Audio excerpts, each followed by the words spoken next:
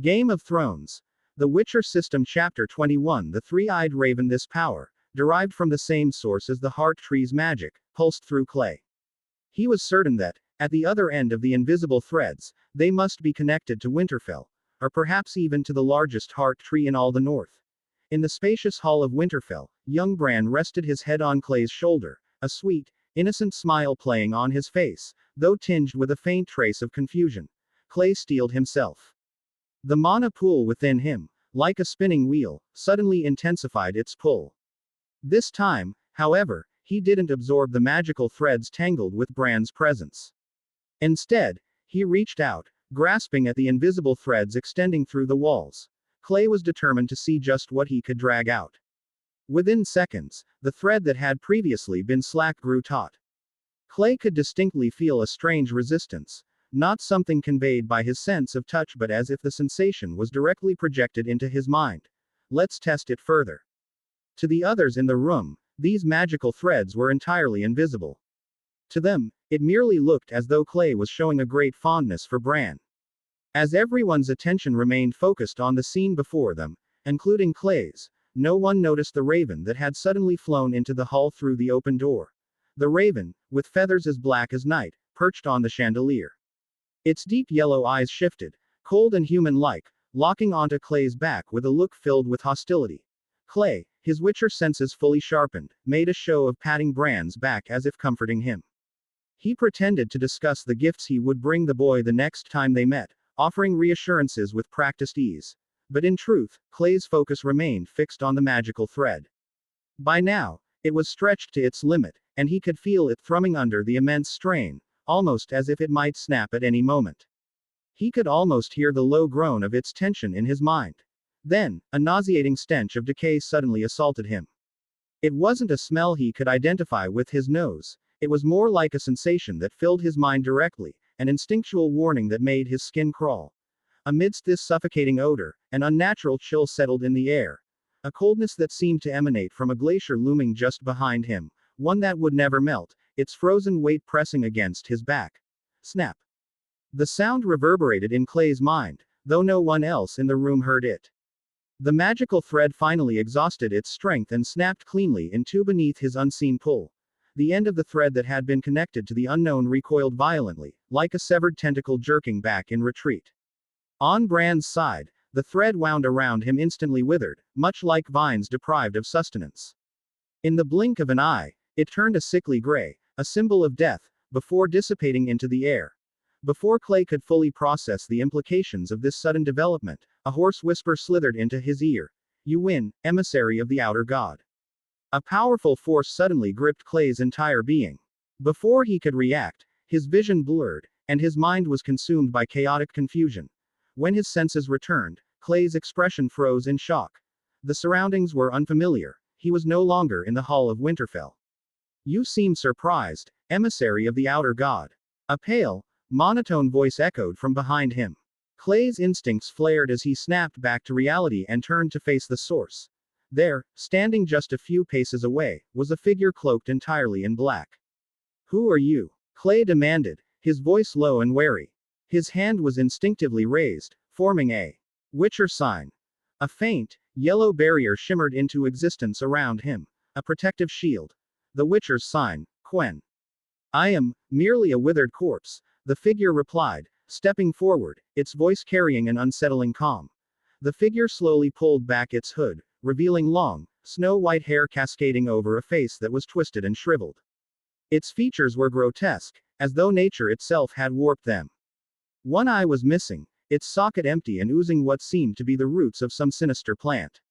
From the forehead, strange fungi sprouted in unnatural clusters. The sight of the figure was enough to make the blood in Clay's veins freeze.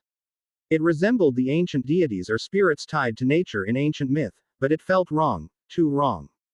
Clay could sense the absence of vitality in the body before him, and instead, it radiated an overwhelming aura of death.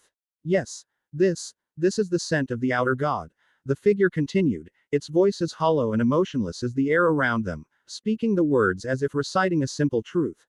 Clay's thoughts raced as he remembered the figure's earlier words. It had called him the emissary of the outer god. Realization struck him like a bolt of lightning. The figure was referring to the powers granted to him through the Witcher system. You need not be so wary, the figure added, its voice unchanged. Your body is brimming with magic. I neither wish nor have the power to harm you, emissary of the outer god. The figure deliberately repeated the title, emissary of the outer god, as if to underscore its significance. Clay, however, paid no heed to the figure's words. Instead, he seized the moment to study his surroundings, his eyes scanning the unfamiliar space. What he saw stunned him. He saw the Iron Throne. It wasn't that Clay had ever seen this throne in this world before, but its unmistakable design left no doubt in his mind. This was the Iron Throne. Rather than a mere chair, it was a massive heap of jagged spikes, blades, and twisted metal, an imposing, jagged monument to power. The throne towered over the room, reaching an immense height. Including the uneven steps leading up to it, it must have stood 7 or 8 meters tall, by Clay's estimate. So, I'm in the throne room, he muttered under his breath. His mind raced, attempting to make sense of this. My gods. Considering the distance, this must be thousands of miles away. Is there any mode of transport faster than a dragon in this world? The thought surfaced in his mind unbidden, almost absurd in its suddenness, but he couldn't shake the strange feeling of displacement. However, his attention was quickly drawn elsewhere, something that shouldn't have been there. And that detail made the figure's identity all too clear. Dragon bones, a massive dragon skull, to be precise, reduced to a skeletal form. Clay recalled the history vividly. After Robert I Baratheon usurped the Targaryen throne, the great dragon skull that once adorned the throne room had been moved to the Red Keep's dungeons, replaced by a tapestry bearing the crowned stag, symbolizing House Baratheon. Yet here, in front of him, was the skull. At this moment in time, there was no way a dragon's skull should still be in the throne room. This meant only one thing. Clay wasn't standing in the present-day throne room, but in its past. He was either witnessing a historical moment, or caught within someone's memory. As the figure observed Clay staring intently at the Iron Throne and the dragon's skull, its voice echoed again, breaking Clay's thoughts. The figure's voice echoed, breaking Clay's focused thoughts as he studied the Iron Throne and the massive dragon skull. Emissary of the outer god, it seems you already know where you are. The tone was calm, measured, yet carried an air of quiet authority. It posed a question, almost as though testing him. Then, do you wish to sit upon it? Clay said nothing. He didn't want to answer, didn't need to. The truth was already clear in his heart. The figure continued, its voice unwavering, as if it could sense the thoughts stirring within him. I see boundless ambition coursing through your being, brimming with the magic of the outer god. It piques my curiosity. Why does an heir of White Harbor harbor such a desire to sit on this throne? What drives you? Is it the god you serve, or something more human? Clay remained silent, his gaze locked onto the grotesque figure before him. He wasn't sure if the question was genuine or rhetorical, but he wasn't about to bare his soul to a stranger cloaked in mystery. The figure seemed unfazed by the lack of a response and pressed on. I brought you here not to antagonize but to negotiate. Cease your meddling. Whether with the heart tree or the boy. The words struck a chord, and in that moment, Clay's mind raced. So that's it. It's not me it's worried about. It's Bran. The pieces began to fall into place. If this being had the power to drag him into what felt like the currents of history itself, its identity could only belong to one person. No, one entity. Brynden Rivers. The bastard of House Targaryen. The infamous Bloodraven. The Three-Eyed Raven. Chapter 22 History, Present, and Future. Clay had no intention of exposing the entity's identity. He wanted to see what tricks this human-ghost hybrid, the Three-Eyed Raven, was planning. At the very least, Clay was now certain that Bran's ill-fated climb up the broken tower and his discovery of the Queen and Kingslayer's illicit affair had been no coincidence. The Three-Eyed Raven had spun its magical threads through the weirwood tree, subtly guiding Bran in ways Clay couldn't fully comprehend. But something didn't add up. During his days locked in the dungeon, where time blurred into an endless gray, Clay had lost track of events in the original timeline. He couldn't remember exactly when Bran's fall had taken place. Was it something that had already happened? Or had his own interference disrupted the Three-Eyed Raven's carefully laid plans? The answer was clear in the Raven's actions. By drawing massive amounts of magic from the weirwood tree and severing its threads, Clay had evidently provoked the three-eyed raven to the point that it could no longer endure, forcing it to descend and play its mystifying games directly. Clay's lips curled into the faintest hint of a smile. Whatever power the three-eyed raven held, it was wary, afraid, even, of the so-called god that stood behind him. The irony was almost laughable. The outer god it feared did not even exist. The creature's careful words about having no hostility only confirmed its uncertainty. And Clay intended to exploit that fear for as long as he could. What do you want with that boy?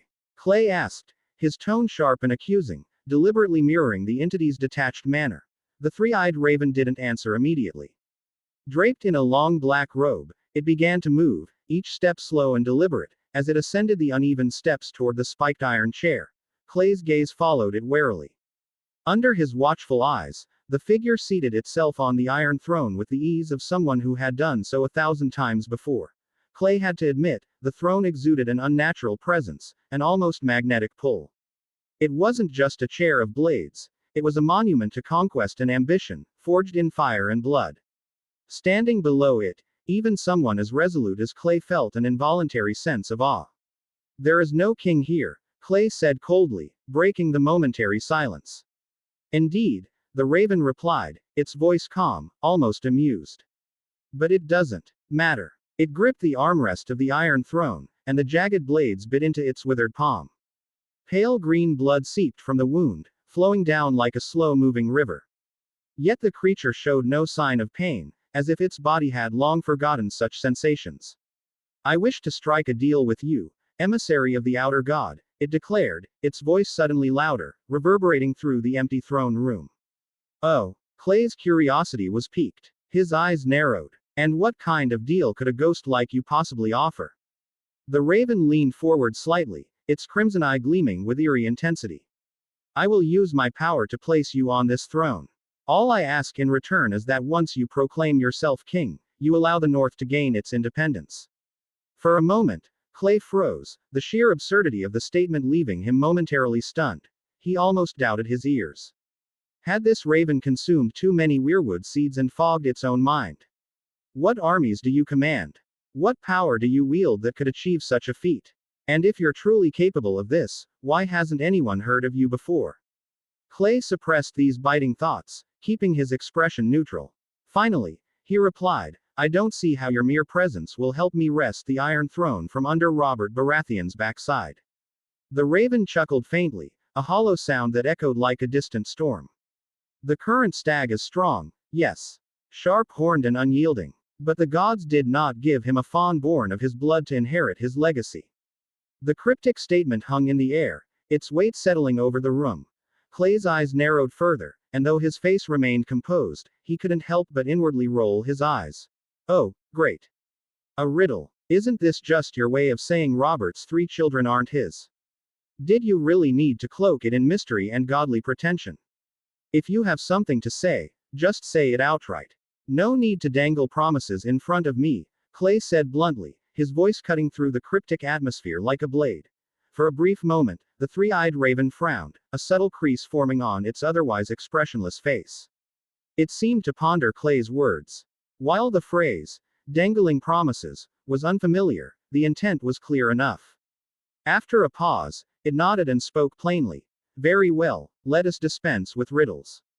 I ask you to cease your interference with my actions concerning the Stark boy. In return, you may name one request. If it is within my power, I will fulfill it. Clay raised an eyebrow, momentarily thrown off by the directness. What is this, some alternate world version of a wish-granting genie? He shook his head, deciding to test the limits of this so-called deal. If the raven was offering, why not make an outrageous demand?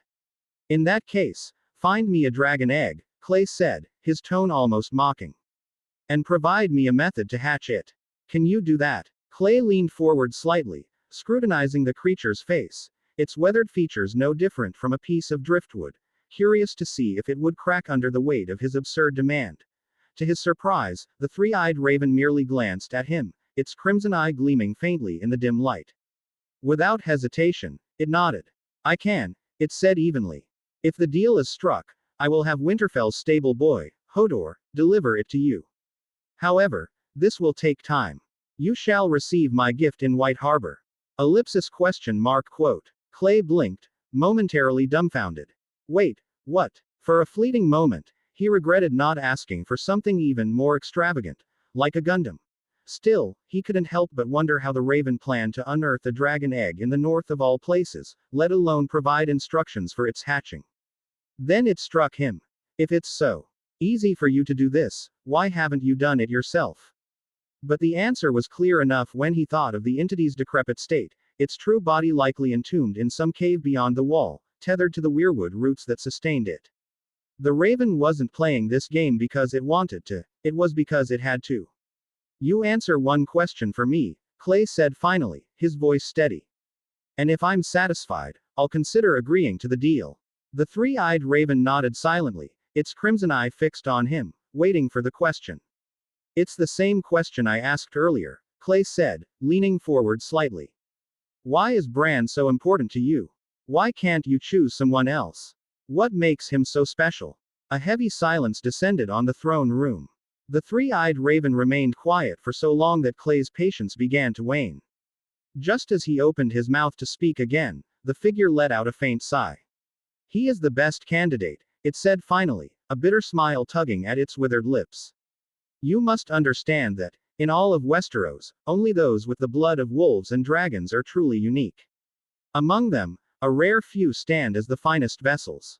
The Raven paused, its gaze distant, as though peering into realms far beyond Clay's understanding. Beyond the wall, the Great Other's forces press ever closer, compressing the space for the living. Meanwhile, across the narrow sea, R'hllor's fiery light grows ever eager to engulf Westeros. It gestured vaguely toward the Iron Throne, its movements slow but deliberate. Like you, I am but an emissary of a god. Yet, as you can see, my body is already rotting away. Bran is my best successor, and my lord's most suitable representative. The weight of the Raven's words hung heavy in the air. Clay's mind raced to piece together the implications. After a long pause, he finally spoke. So, you wish to ally with me and support my ambitions because my power belongs to neither the Great Other nor R'hllor. The three-eyed Raven inclined its head slightly. You have ambition for Westeros. That is enough. Clay narrowed his eyes, testing the entity's resolve. And you're not worried that the god behind me might encroach on your territory or take your followers. It does not matter, the Raven replied without hesitation. As I said from the beginning, the North's independence is all my lord requires. Neither I nor my lord care if you and your god claim the South, so long as R'hllor's power does not expand further. If it does, the entire world will lose its balance. Clay raised an eyebrow, skeptical. And the seven gods? They don't count for anything. The Raven let out a dry chuckle, devoid of mirth. In my lord's words, they are seven beings so unstable they cannot even maintain their own forms. Relying on them to resist R'hllor is futile. The empty throne room grew oppressively quiet. The Raven's simple, matter-of-fact statements stirred a whirlwind of thoughts in Clay's mind. Until now, Clay had assumed that the gods of this world of ice and fire, if they even existed, were mere symbols, convenient tools wielded by the powerful to manipulate the masses. But with the three-eyed Raven speaking so openly of divine forces, he realized the truth was far more complex. Yet, Clay's instincts screamed for caution. The truth, as presented by the Raven, was far too self-serving to be taken at face value. Believing even half of its claims was a gamble, accepting them in full would be outright folly, a one-way ticket to ruin. Worse still, the Raven's terms struck at the heart of his ambitions.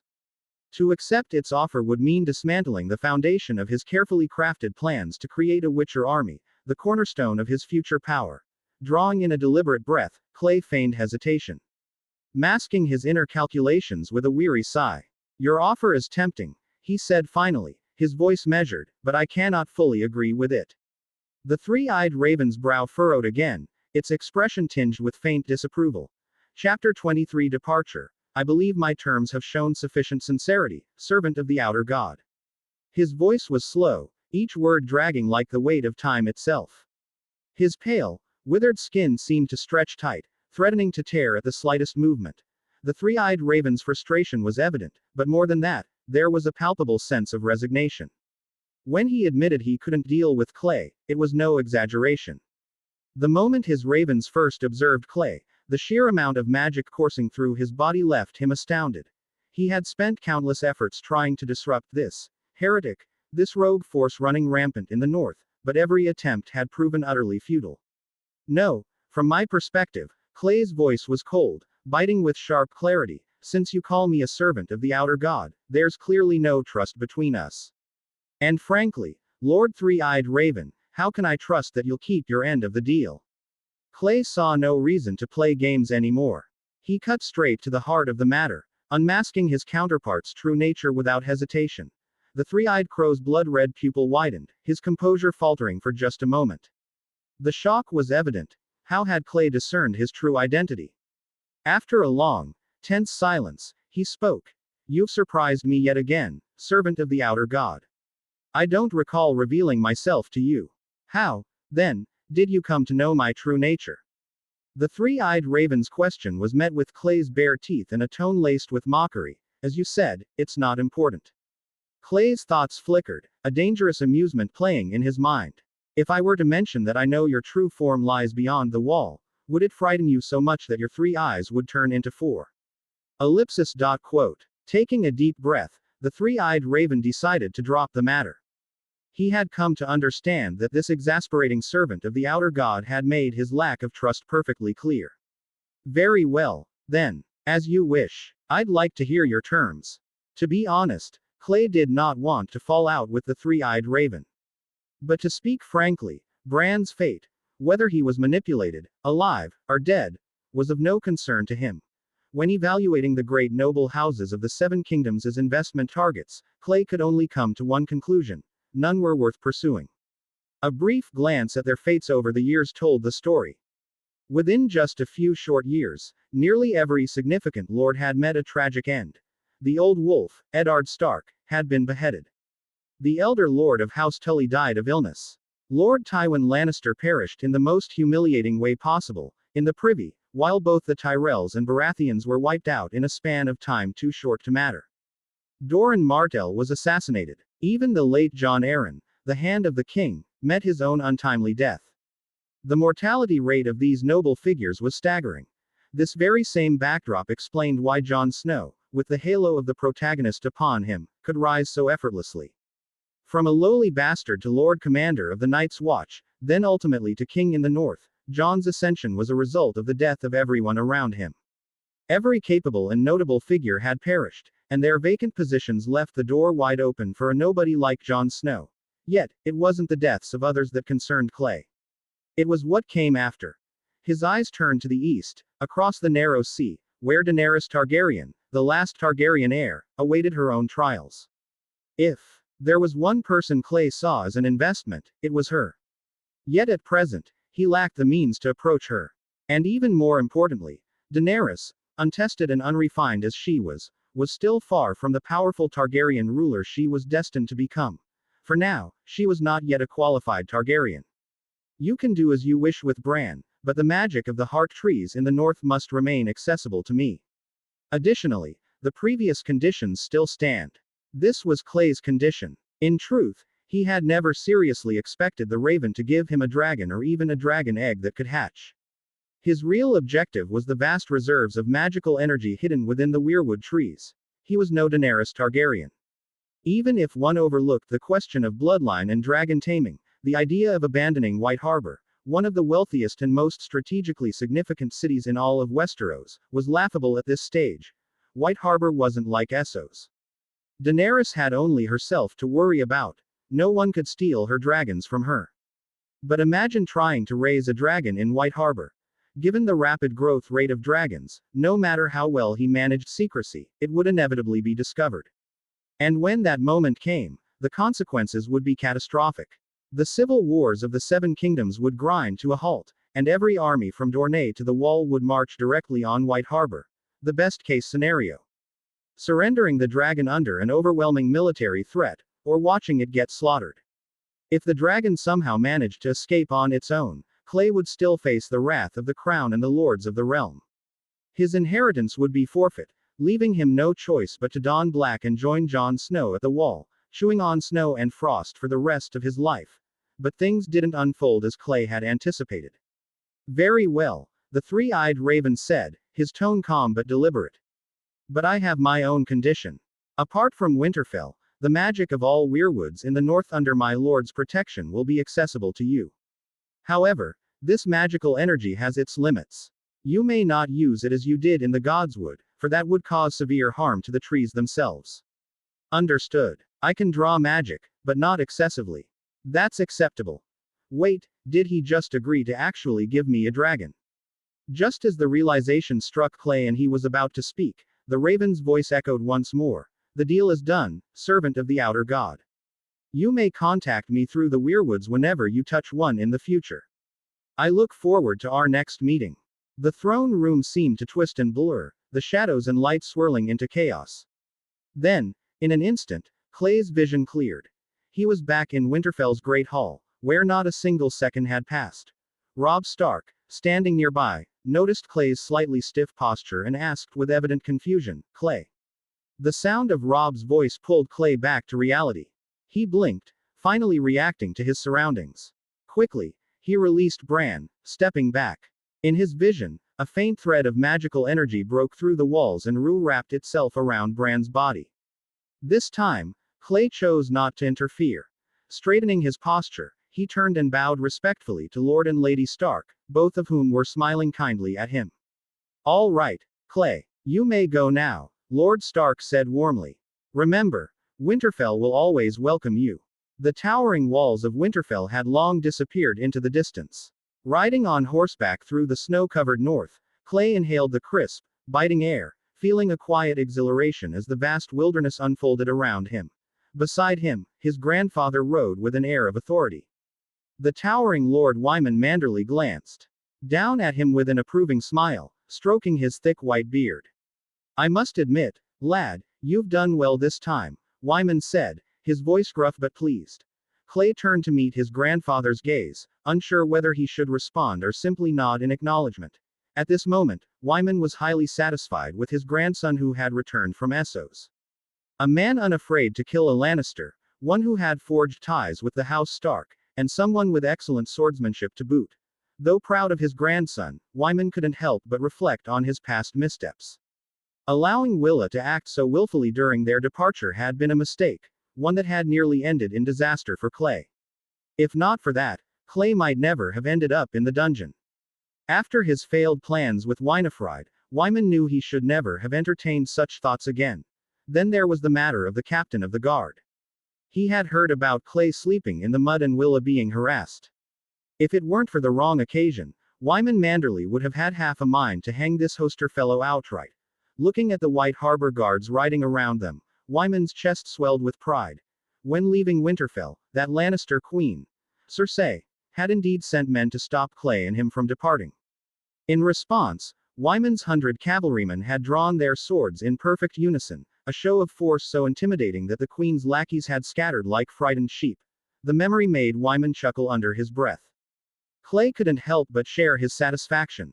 Strength is the ultimate truth, Clay thought.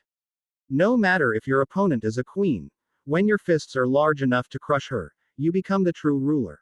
As their horses carried them southward along the White Knife, the biting chill of the north gradually gave way to a salt-tinged breeze. A week later, the sea stretched wide before them, and on the horizon, the massive walls of White Harbor loomed large and imposing.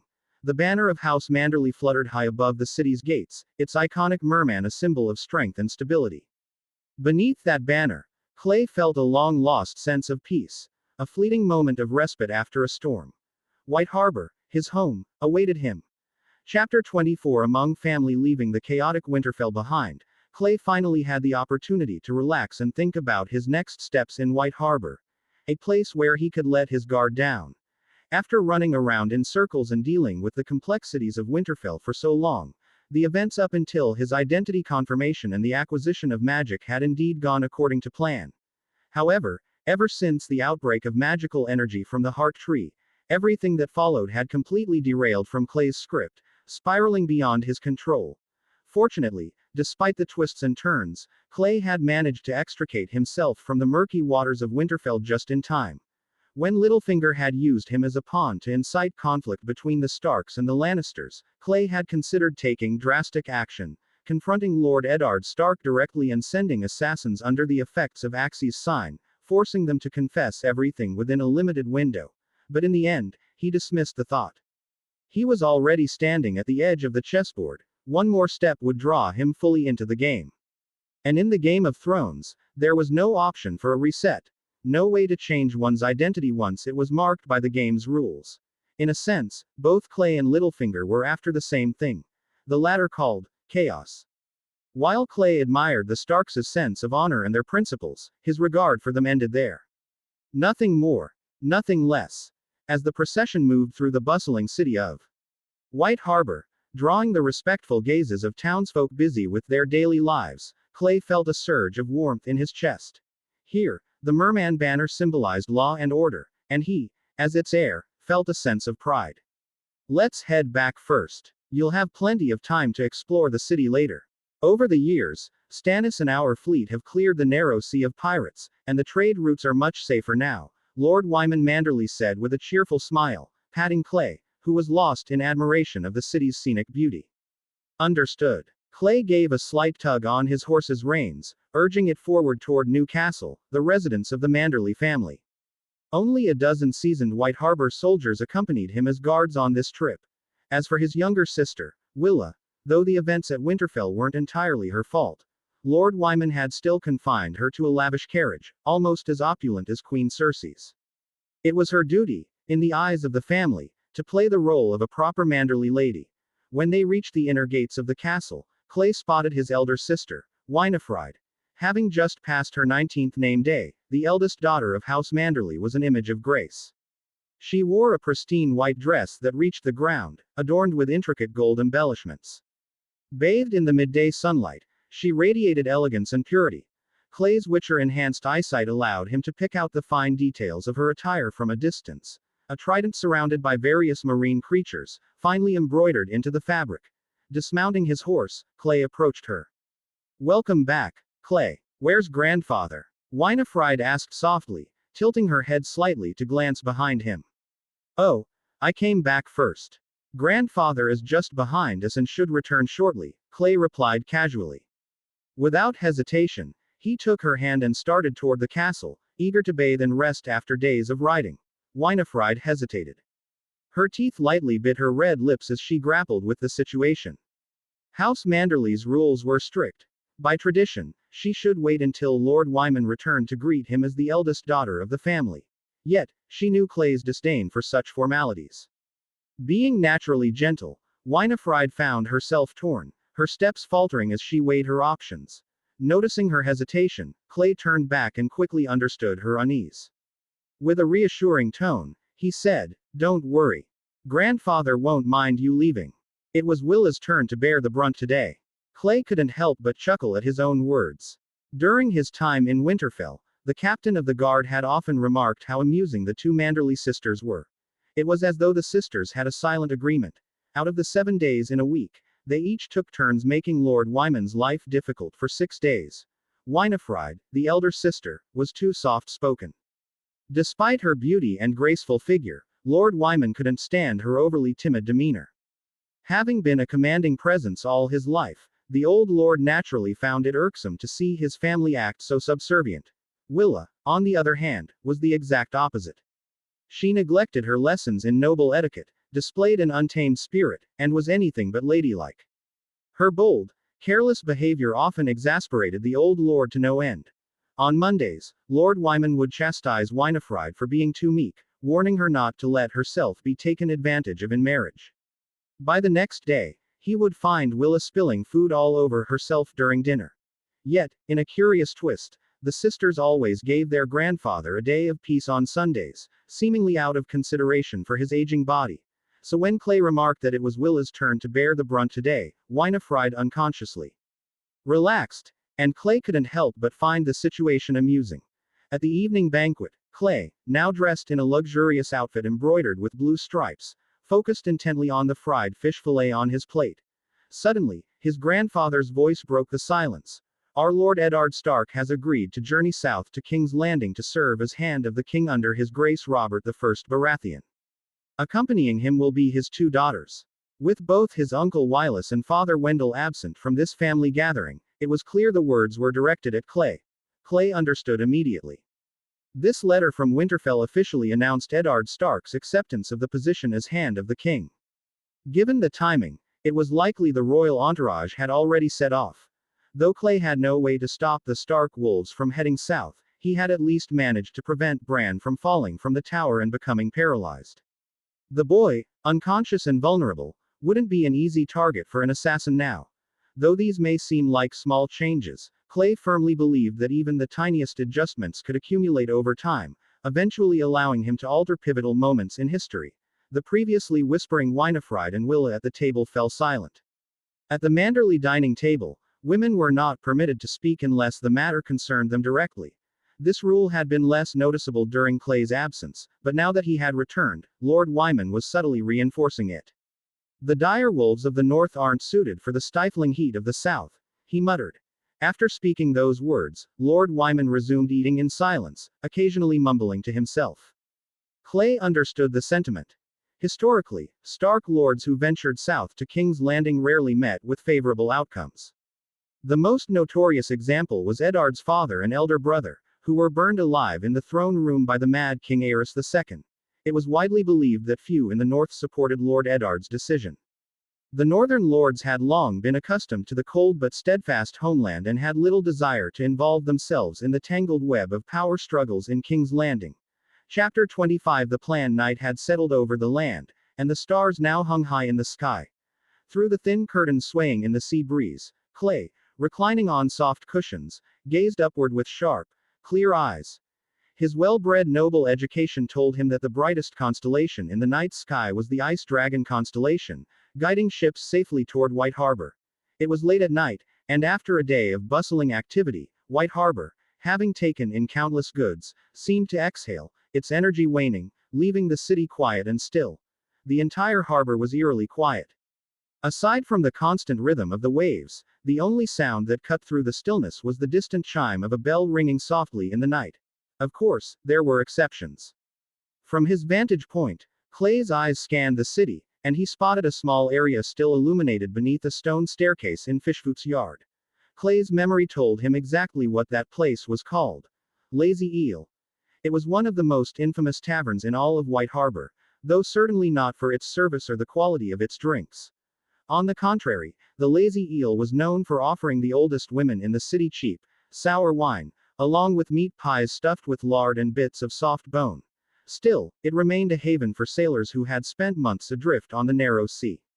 Perhaps it was the low prices that drew them in, Clay mused, though he couldn't imagine finding charm in such a place himself.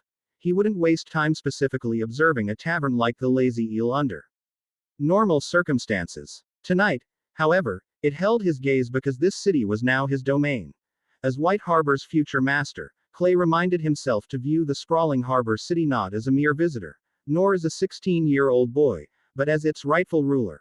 When the evening's dinner party concluded, the old lord dismissed his granddaughters and attendants, leaving only himself and Clay in the softly lit Merman Hall. The lantern light danced along the ornate walls, casting flickering shadows of mermans carved into the wood. The old man was as direct in his words as ever. Now that Clay's position as heir was cemented, there was no need for subtlety or riddles. Clay's uncle, Wylis Manderly, the second heir of White Harbor, was, like Lord Wyman himself, a large and corpulent man who could barely manage to mount a horse, his poor health exacerbating his physical limitations. This reality left Clay with a monumental task ahead. From this moment onward, he was to take on the responsibilities of managing White Harbor and fulfill the expectations of an heir. For Clay, this was both a blessing and a curse. On one hand, inheriting the position meant his days of reckless freedom were over. Every decision he made would now carry the weight of his family's legacy. But on the other hand, being heir granted him access to White Harbor's vast resources he could wield with precision. After all, his Witcher army plan was like a bottomless gold-consuming beast that could never be satisfied. Clay's general strategy could be broken down into a few steps. First, the southward march of the Lord of Stark was entirely beyond his influence. Clay was painfully aware that his metaphorical butterfly wings couldn't create a storm strong enough to topple the walls of King's Landing.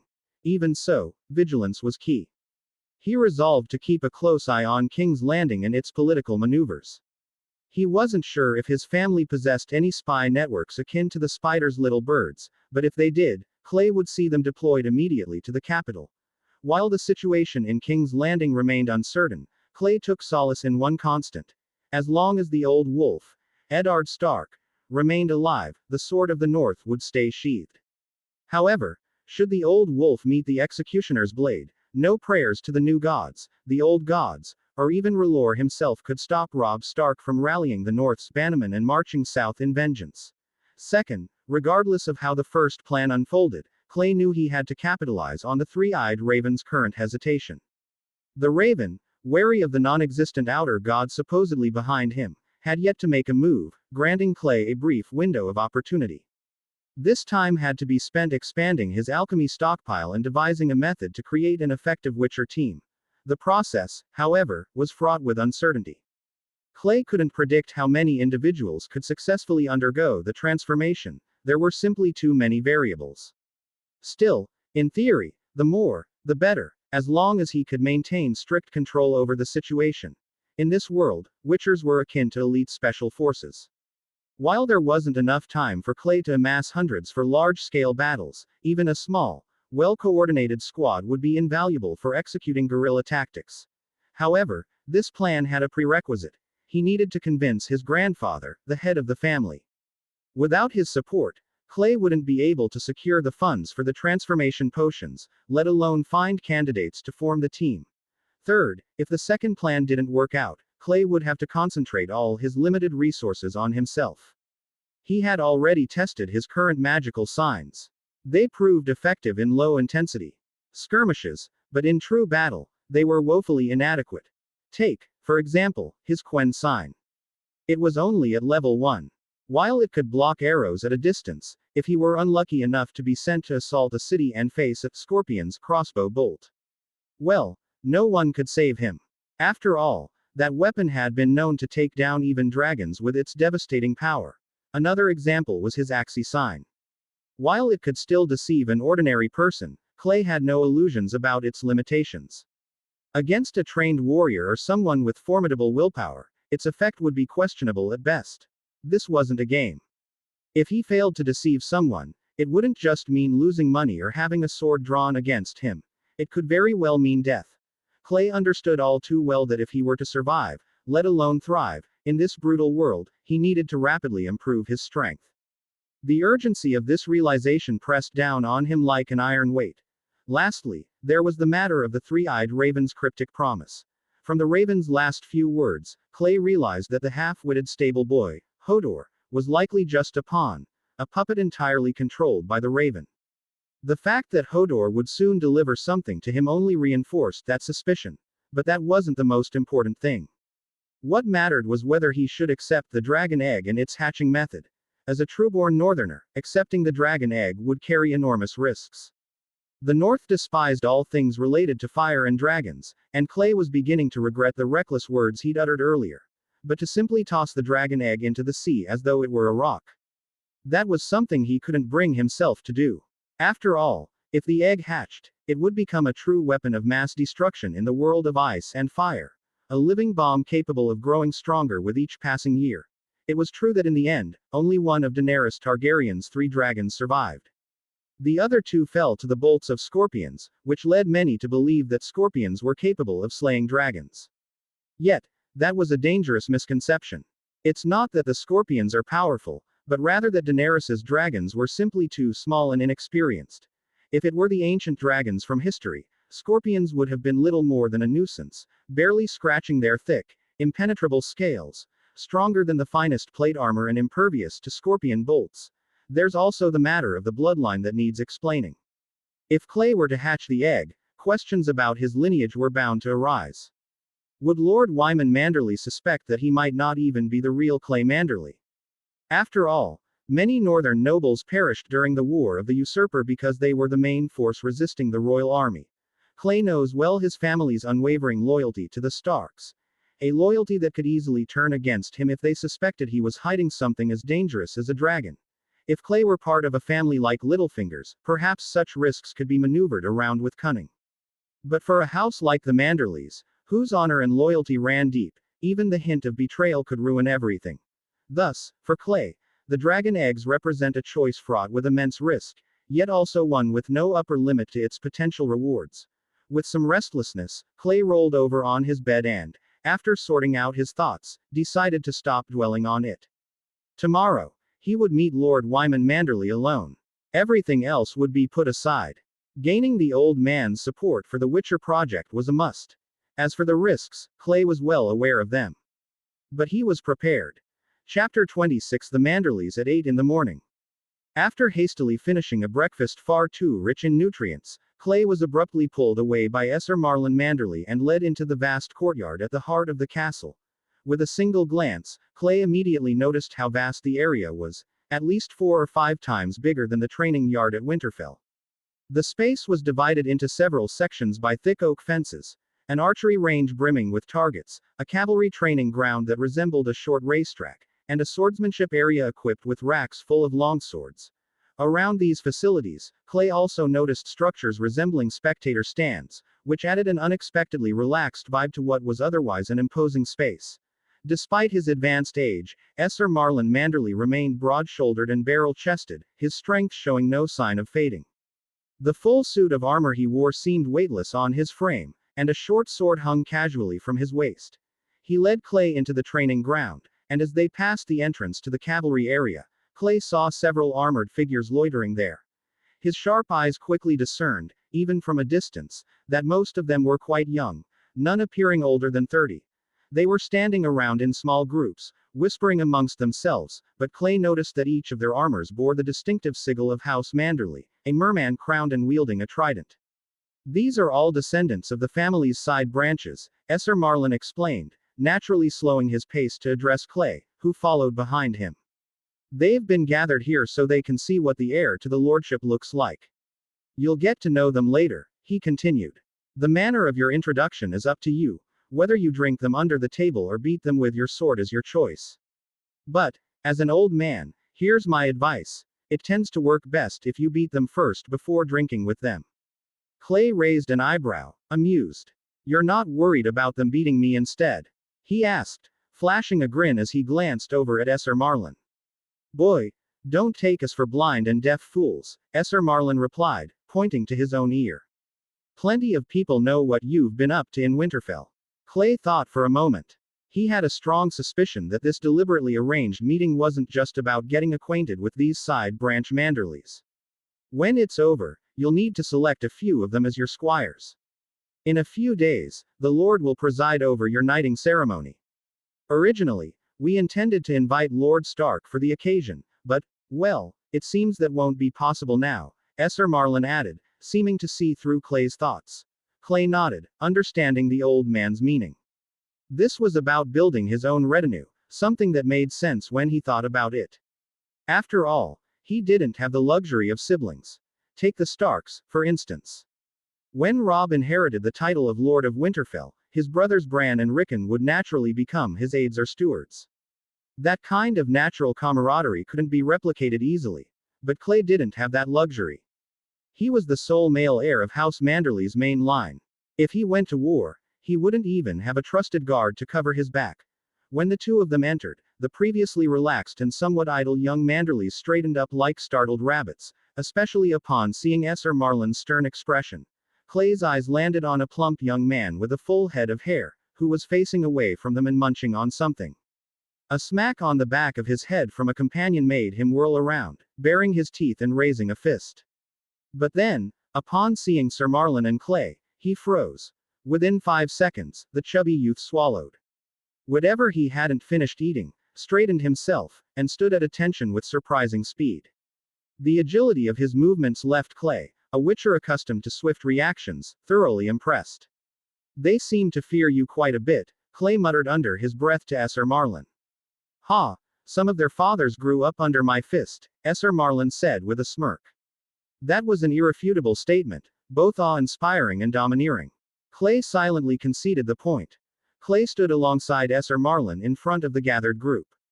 His gaze swept across each of their faces, and in turn, they scrutinized him with equal intensity.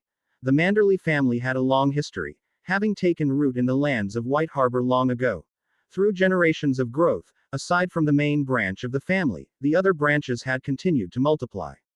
The luckiest among them might hold a knighthood and manage a small village either for the main branch or themselves. For the vast majority, however, their surnames had faded into obscurity after generations of intermarriage. The individuals standing before him were likely those whom Sir Marlin had gathered from wealthier families, families wealthy enough to afford a set of armor. As for the rest, though they shared the Manderly surname with Clay, they were no different from ordinary farmers. This time, Sir Marlin had summoned them with the promise that young Master Clay would be selecting squires. Those chosen would undergo rigorous training and eventually become the young master's personal guards. No grand promises had been made, but every household that received the message had spared no effort in outfitting their sons, or husbands, with the best armor they could afford. After all, if one of them were truly selected by young Master Clay, their family's fortunes would be transformed overnight. You all know why you're here, so I won't waste words. This is Clay Manderly, grandson of Lord Wyman and son of Sir Wendell, Sir Marlin said, stepping aside to present Clay to the group.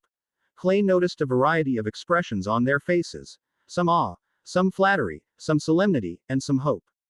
There was no sign of hatred or jealousy among them. With the immense prestige Lord Wyman Manderly had built over decades of ruling White Harbor, jealousy was a luxury they dared not entertain. Form up. Do I need to teach you how to stand properly? Sir Marlin's sudden bark cut through the silence. The people who had just gathered around were excited when they heard this, and then quickly fell into a neat row, aligning themselves according to their size. Clay realized that this event wasn't something hastily arranged. These young men clearly knew their places in the lineup, which suggested prior training. Perhaps preparations for this had begun as soon as Clay had left for Winterfell. He stood silently for a moment, his cold eyes scanning the group. Then, in a commanding tone, he broke his silence. Go down the line and introduce yourselves. Hearing Clay speak, Sir Marlin stepped aside without a word, letting Clay take control of the situation. Today was Clay's moment, and Marlin wasn't about to steal the spotlight. The tallest among them, a somewhat simple and honest-looking youth, hesitated, his nervousness betraying him as he spoke. Umar Manderly, my lord. Clay gave a small nod before turning to the next person. Resta Manderly, my lord. My family is. The person, who was slightly shorter than Umar, spoke quickly. As soon as he finished his name, he was about to continue, but Clay raised his hand sharply, silencing him in an instant. Clay glanced at him, his expression unchanged, before turning his attention to the next in line. I only need your names. Your family connections are of no importance to me. Next. Without acknowledging Resta's awkward silence, Clay's eyes moved swiftly to the next person. Rickard Manderly. Maud Manderly, my lord. One by one, Clay listened to their introductions with a stoic expression, his face betraying no emotion. He had no intention of presenting himself as approachable. At this moment, he knew nothing about these men, and warmth would only make him appear weak. Showing kindness or camaraderie could undermine his authority. He could not afford to seem vulnerable. Clay's thoughts sharpened, cold and decisive. If necessary, he would not hesitate to draw blood. What he needed from them was loyalty, a band of guards who would follow him into the heat of battle. This would be the foundation of his future. Sparing them out of misplaced kindness and letting them return to their old lives would, in truth, be the greatest mercy he could offer. Chapter 27 Swordsmanship. After hearing the names of all 42 people, to be honest, Clay couldn't remember many of them. But that wasn't his primary goal. What mattered was fostering their sense of affiliation. I speak, you listen, and then you act, he said, his voice calm yet commanding. But first, I need you to believe that your efforts will yield results. As Clay listened to each name, he paid little attention to their pasts. That wasn't important. Instead, he made it clear that whatever they had been before, from this moment forward, they stood on equal footing. He assured them that he had taken note of them and encouraged them to give their all. Sir Marlin, standing off to the side, regarded Clay with mild surprise. At first, he had doubted whether Clay could effectively address such a large group. But now, it seemed the 2 years Clay had spent traveling through Essos had hardened him in unexpected ways. Once the final introduction was made, Clay returned to Sir Marlin's side and asked quietly, Sir, Is there anyone here you particularly favor? Someone you'd recommend to me? Clay knew these candidates had been handpicked by Esser Marlin himself, and he appreciated the effort. However, he wasn't sure if there was anyone Esser Marlin particularly wanted him to choose. Thus, he asked the question. No, Marlin replied firmly, his voice as unyielding as stone. Who you choose, and how many, is entirely up to you. Clay shrugged lightly. Since Esser Marlin had no preferences, Clay was content to make the decisions himself. Today, Clay had originally planned to demonstrate a bit of his Witcher skills to his grandfather, but with a list of candidates already prepared, there was no need to rush into assessing these people's abilities and character. Just test them for now, Esser Marlin replied, his voice steady. Lord Wyman will come to take a look himself later. Esser Marlin assumed that Clay might be uncertain about the selection process, so he planned for Lord Wyman to personally oversee things. Clay waved his hand and smiled, saying, No, it has nothing to do with them. Marlin raised an eyebrow but chose not to argue.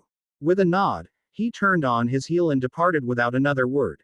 Now, only Clay and the 42 candidates remained in the training yard, their gazes fixed on him.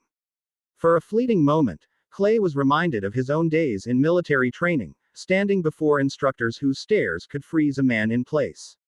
And now, he found himself in their shoes. The group before him was a mix of shapes and sizes, some tall, others short, some built like oxen, others wiry. As they waited for Lord Wyman, Clay decided to make use of the time to assess their combat prowess firsthand. Who among you is the best with a sword? His voice rang out across the yard, but no one stepped forward. The Manderly men, standing in neat formation, exchanged uneasy glances. Some avoided eye contact. Altogether, Clay raised an eyebrow. He had expected someone to seize the opportunity, yet all he saw was hesitation. The silence stretched, but he wasn't worried.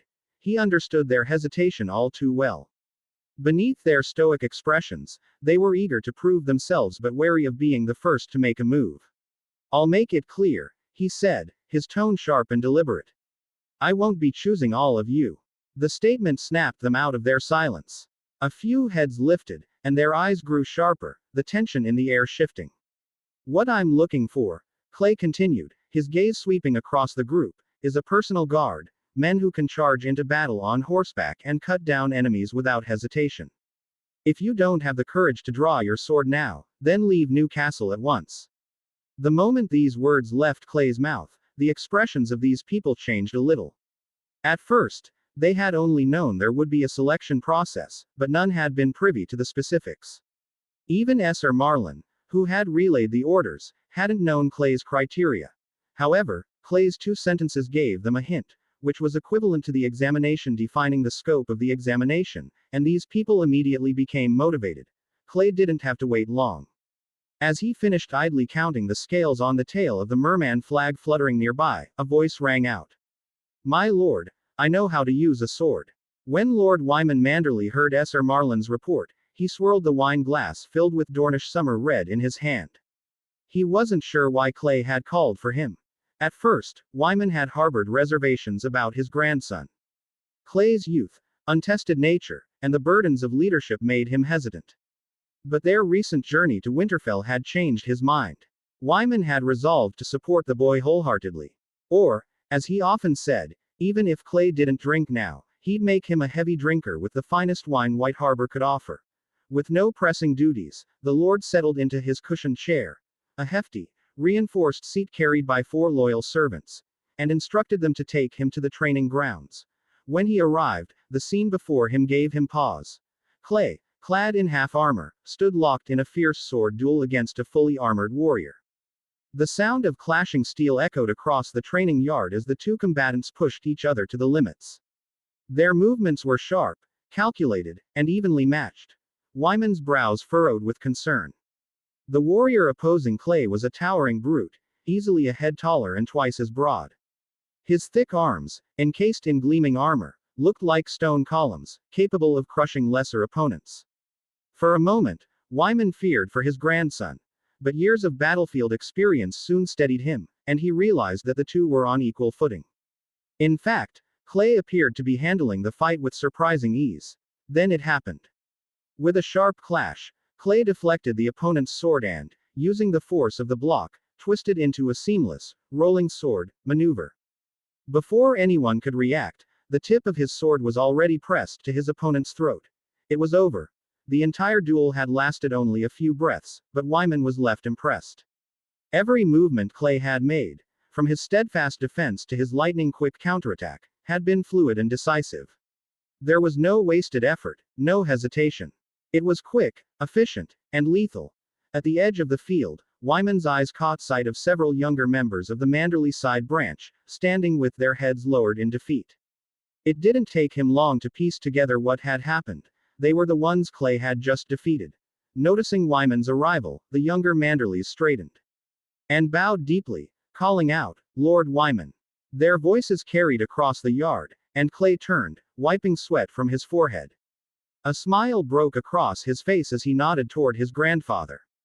"Grandfather, you're here." This wasn't a formal occasion, and in the comfort of his own home, Clay saw no need to observe any grand formalities with his grandfather. However, the younger side members still adhered strictly to the rules. When the family patriarch arrived, the younger members couldn't help but glance at Clay with even greater admiration. Just moments earlier, he had single-handedly defeated 10 of them in the training yard. With a sword in hand, he dispatched them in just a few moves, not allowing a single one to land even the faintest touch on him. Though some among them were less skilled, those with genuine experience in swordplay could clearly see that a few of the challengers were no novices. Their techniques were solid, yet their fates were no different from the others. They were effortlessly defeated by Clay in 3 moves or fewer. Their weapons were either disarmed with startling precision, or they were struck at vital points, leaving them no room to recover. With a casual wave of his hand, Clay signaled for the group to disperse. The more perceptive ones quickly took the hint and withdrew, leaving the training yard quiet once again, save for the faint rustle of the wind. Wyman settled onto a sturdy wooden stool brought by a servant, stroking his graying beard as his deep chuckle broke the silence. Though Clay wore a confident smile from his recent victory, a nervous tension churned beneath the surface.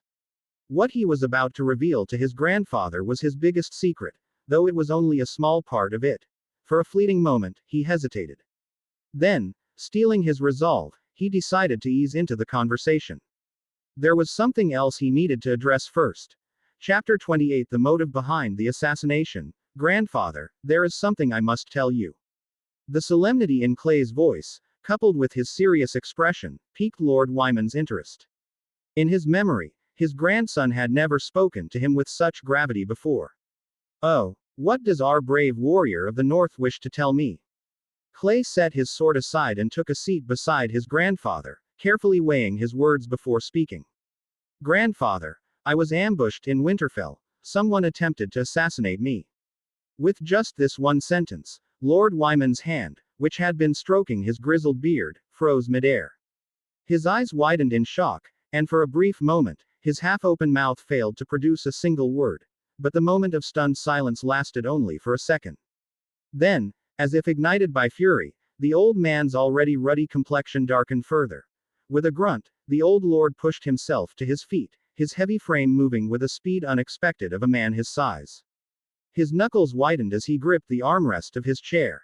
Someone in the north had dared to lay hands on his grandson. The first name that leapt to his mind was the one who dwelled to the north of his own lands, the infamous lord of the Dreadfort, Roose Bolton, the Old Flayer. The territories of their 2 houses had always bordered each other, and for generations, House Manderly and House Bolton had clashed over land and resources. Sometimes it was a well, other times a village, and often it was nothing more than a line drawn in the dirt. Back in his youth, Wyman had once led his cavalry to a standoff against Bolton's spearmen near Hornwood, a clash that had nearly escalated into outright war. Had it not been for the then Lord Stark marching his forces in to surround them both, perhaps their 2 houses would have long since drowned in blood. So when he heard that Clay, his chosen heir, had been the target of an assassination, the first suspect to spring to his mind was his old adversary. His expression hardened like stone, and his voice was cold and sharp. Was it that old Flayer? Seeing Clay freeze for a moment, yet not nodding in affirmation, Wyman's thick, graying brows knitted together. If it wasn't Roose Bolton, then who would want his grandson dead? His mind worked quickly, sifting through Clay's actions in Winterfell.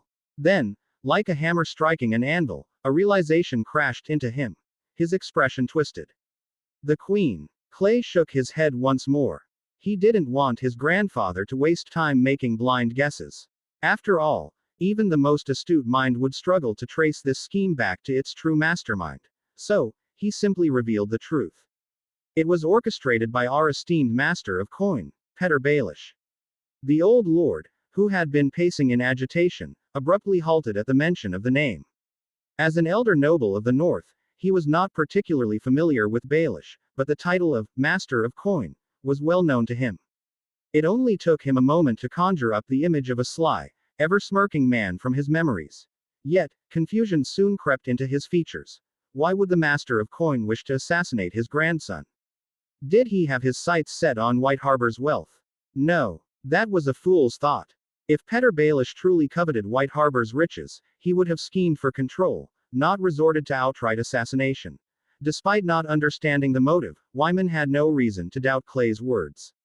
His grandson had no reason to deceive him. Having been the head of his house for decades, Wyman Manderly could not immediately decipher Baelish's exact motives, but he could sense that something was deeply amiss. He narrowed his eyes and asked in a low voice, "Wait a moment, Clay, why have I heard nothing of this from Lord Eddard? Nor have I received any report from the White Harbor guards regarding this incident." He locked his sharp gaze onto Clay, waiting for an answer.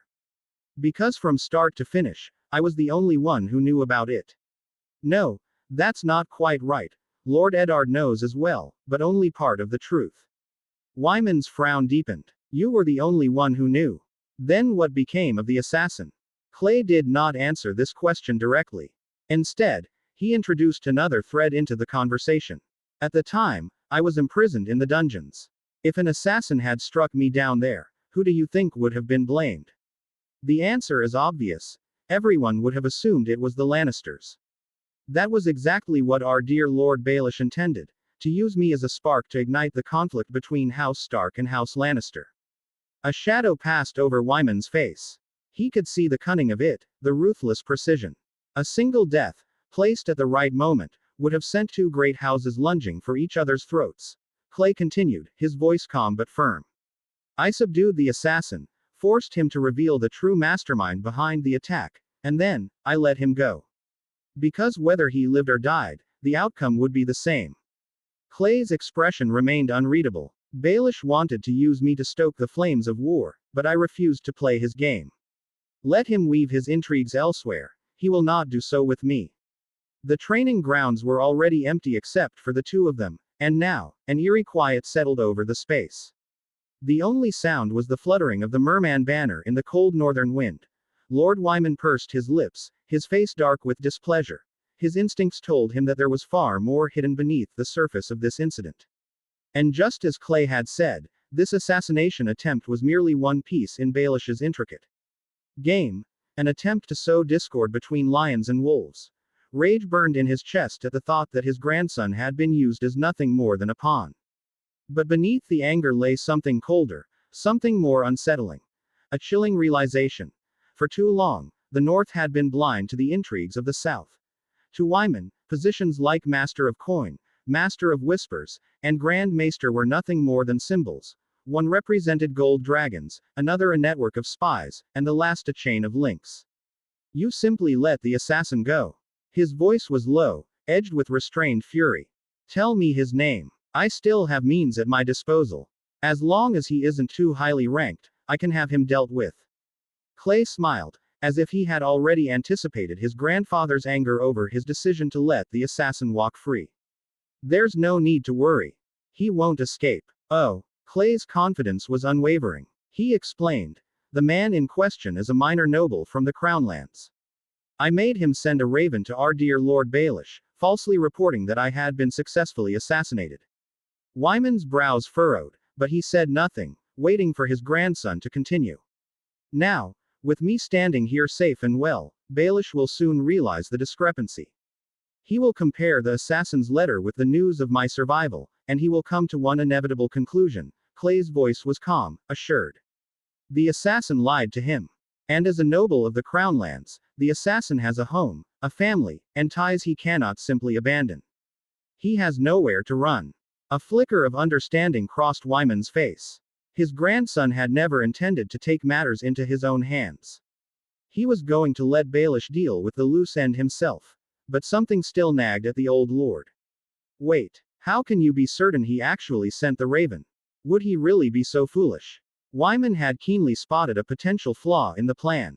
But in response, Clay merely chuckled. Don't worry. He did it. Because he encountered a force he cannot defy. What do you mean? Lord Wyman's brow, which had just begun to relax, furrowed once again. He didn't understand what Clay was implying. What force he cannot defy? At that moment, he saw his grandson raise his left hand toward the distance and make a strange gesture, a hand sign he had never seen before. The palm was open, with the index finger bent and pressed against the extended middle finger, while the remaining 3 fingers pointed forward, spread apart. Just as confusion flickered across Wyman's face, he heard Clay softly utter a single word. Igni. A burst of flames erupted, their glow reflecting in the old lord's wide eyes. The roaring flames seared the icy northern air, making him feel an unfamiliar heat in this frigid land.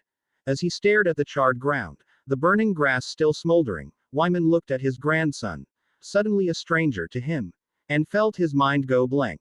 Clay met his gaze, his voice steady, unwavering. He had no choice but to obey. A pause. Then, because against the power of magic, there is no defiance. Chapter 29 Persuasion. What is this?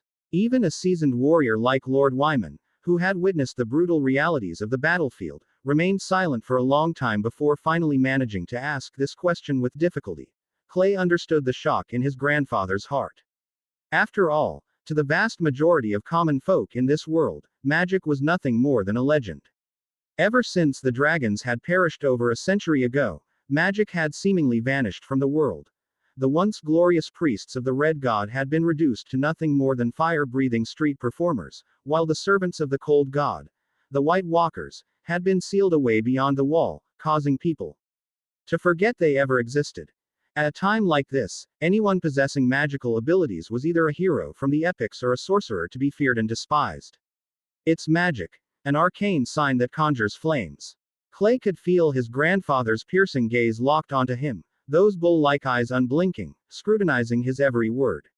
He knew he had to provide a reasonable explanation, one that the old man could accept. But what could he say? He couldn't possibly start explaining the world of witchers, nor what witchers were. That would surely make his grandfather think he'd gone mad. So, despite his reluctance, he had no choice but to deceive him. While traveling through Essos, I came across an ancient, tattered parchment written in High Valyrian. At first, I couldn't understand a word. Thinking it might be a map to some treasure, I painstakingly separated the pages into several pieces and distributed them among different slaves who knew High Valyrian, asking them to translate them separately. When I finally compiled the translations, I realized that the text wasn't a treasure map.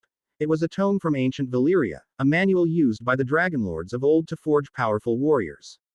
It documented a method of transforming ordinary men into formidable fighters. And what you just saw, that's only a fragment of their power. Clay raised his left hand, the same one he had just used to cast the sign, and gave it a small wave. Lord Wyman's mind raced. Though he was unwilling to believe it outright, he had to scrutinize Clay's words for any inconsistencies. As the head of House Manderly, he bore the weight of his family's survival. First and foremost, he was their leader, only after that was he Clay's grandfather. He carefully dissected every detail of Clay's explanation. Yet, after repeatedly analyzing it, he couldn't find any obvious flaws. The dragonlords of ancient Valyria had indeed wielded magic on a grand scale. He had heard whispers of it during his travels across the free cities. It was also plausible that Clay had found slaves who knew High Valyrian. The language still lingered in parts of Essos, passed down by the descendants of Valyrian nobility. And while he had never heard of these so-called powerful warriors, Valyria's civilization had once burned like a beacon among the gods. It was not unthinkable that they had created something beyond common understanding. Over the years, scattered remnants of Valyrian magic had occasionally surfaced from the ruins of the Smoking Sea. But never, not once, had Lord Wyman expected that his own grandson would be the one to unearth such a secret. And even more astonishing, that he would have the audacity to test it on himself first. Looking at the young man before him, whose features bore a striking resemblance to his own, the old lord hesitated.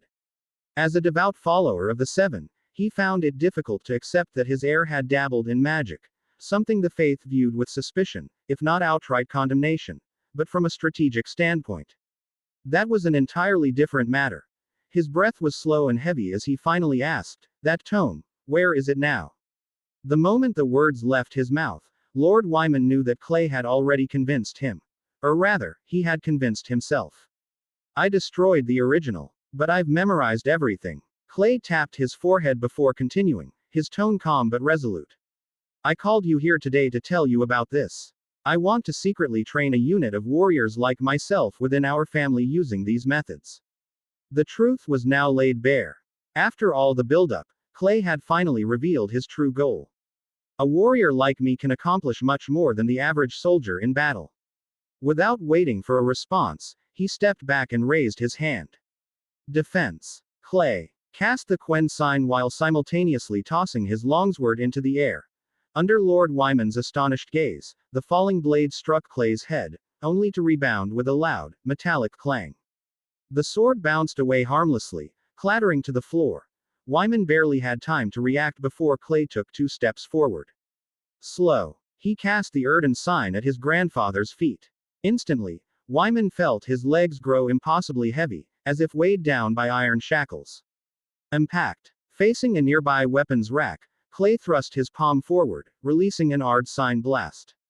A deep, resonant shockwave echoed through the chamber as weapons scattered across the floor with a deafening crash. Wyman's breath hitched, but his eyes gleamed, each demonstration stripping away his initial doubt, replacing it with something else. Fascination. Clay saw it, and without hesitation, turned toward a nearby horse that had been startled by the noise. Mind control. He cast the Axii sign, and for the briefest moment, an inverted triangle flickered in the air. The once panicked horse immediately calmed, its restless movements ceasing. Even when Clay drew a dagger and made a shallow cut along its side, the beast barely flinched, its mind utterly subdued by his will. Only then did Clay finally stop. The series of signs had drained his stored magical energy, and he needed time to recover. But when he turned to look at his grandfather, he was met with an expression he had never seen before. Awe. Not mere admiration or curiosity, but absolute awe. Like a man who had just stumbled upon a treasure of immeasurable worth. Lord Wyman, a veteran battlefield commander, understood all too well the significance of what he had just witnessed. The ability to mass-produce warriors like this, the implications were staggering. Yes, creating such fighters would be costly, but House Manderly was rich. White Harbor's vast wealth in gold dragons could more than cover the expense. A small unit of these warriors might not turn the tide of a large-scale battle, but their sheer individual prowess could turn them into nightmares on the battlefield. While 2 great armies clashed in open war, such a force could slip behind enemy lines, eliminate sentries, and set fire to supply depots, sowing chaos and forcing the main force to retreat in disarray. Given the primitive state of military logistics in Westeros, even a minor disruption to an enemy's supply lines could lead to disaster. They could also be used for assassinations, a dishonorable tactic, perhaps, but sometimes a necessary one. With the Axii sign, these warriors could walk unnoticed through enemy strongholds, get close to their targets, land a fatal blow, and vanish without a trace. Even the mere existence of such a force would shake the battlefield. Enemy commanders would be forced to divert soldiers away from the front lines to guard supply routes, increase security for key figures, and spread their forces thin, all because of the fear that at any moment, from the shadows, a strike could come. These thoughts quickly took shape in Lord Wyman's mind. And more than anything else, White Harbor would hold the exclusive knowledge of how to create these warriors. This was a treasure of immeasurable value. Lord Wyman's decision was made. Before investing heavily, he would first conduct a thorough evaluation of these warriors' full capabilities. But one thing was certain. House Manderly would soon possess the first such unit in all of Westeros. He exhaled slowly, then looked at his grandson, the boy who never ceased to surprise him. "You haven't told anyone else about these abilities, have you?" The question carried weight, but Clay already knew. He had won. His grandfather was convinced. He met the old man's gaze and shook his head firmly. "No one." I'm absolutely sure. That's good. Lord Wyman released a long breath, his eyes filled with satisfaction. House Manderly had never been known for its martial prowess. But that was about to change. With his family's support secured, Clay's plans had finally begun. Chapter 30 Personnel, Supplies, and Gold Dragons. The idea was sound, but a whole host of problems followed in its wake. First and foremost among them was the issue of personnel selection. This was no trivial matter. In fact, it was the most critical of all the challenges at hand. While the number of recruits could be flexible, their loyalty was non-negotiable. Until new Witchers emerged in large numbers and a formidable army capable of engaging in open warfare was assembled, this small squad would inevitably be assigned to the most dangerous and dirtiest tasks, whether on the battlefield or in everyday operations. This meant that the standards for selecting its members had to be extraordinarily high. There could be no room for carelessness. An experienced man grows wise with age, and Lord Wyman quickly grasped why Clay had called him over today. The implication was unmistakable. The lesser branches of House Manderly should provide suitable candidates for selection. From a cost control perspective, this approach had undeniable advantages. These individuals already had deep social ties to White Harbor and its surrounding villages.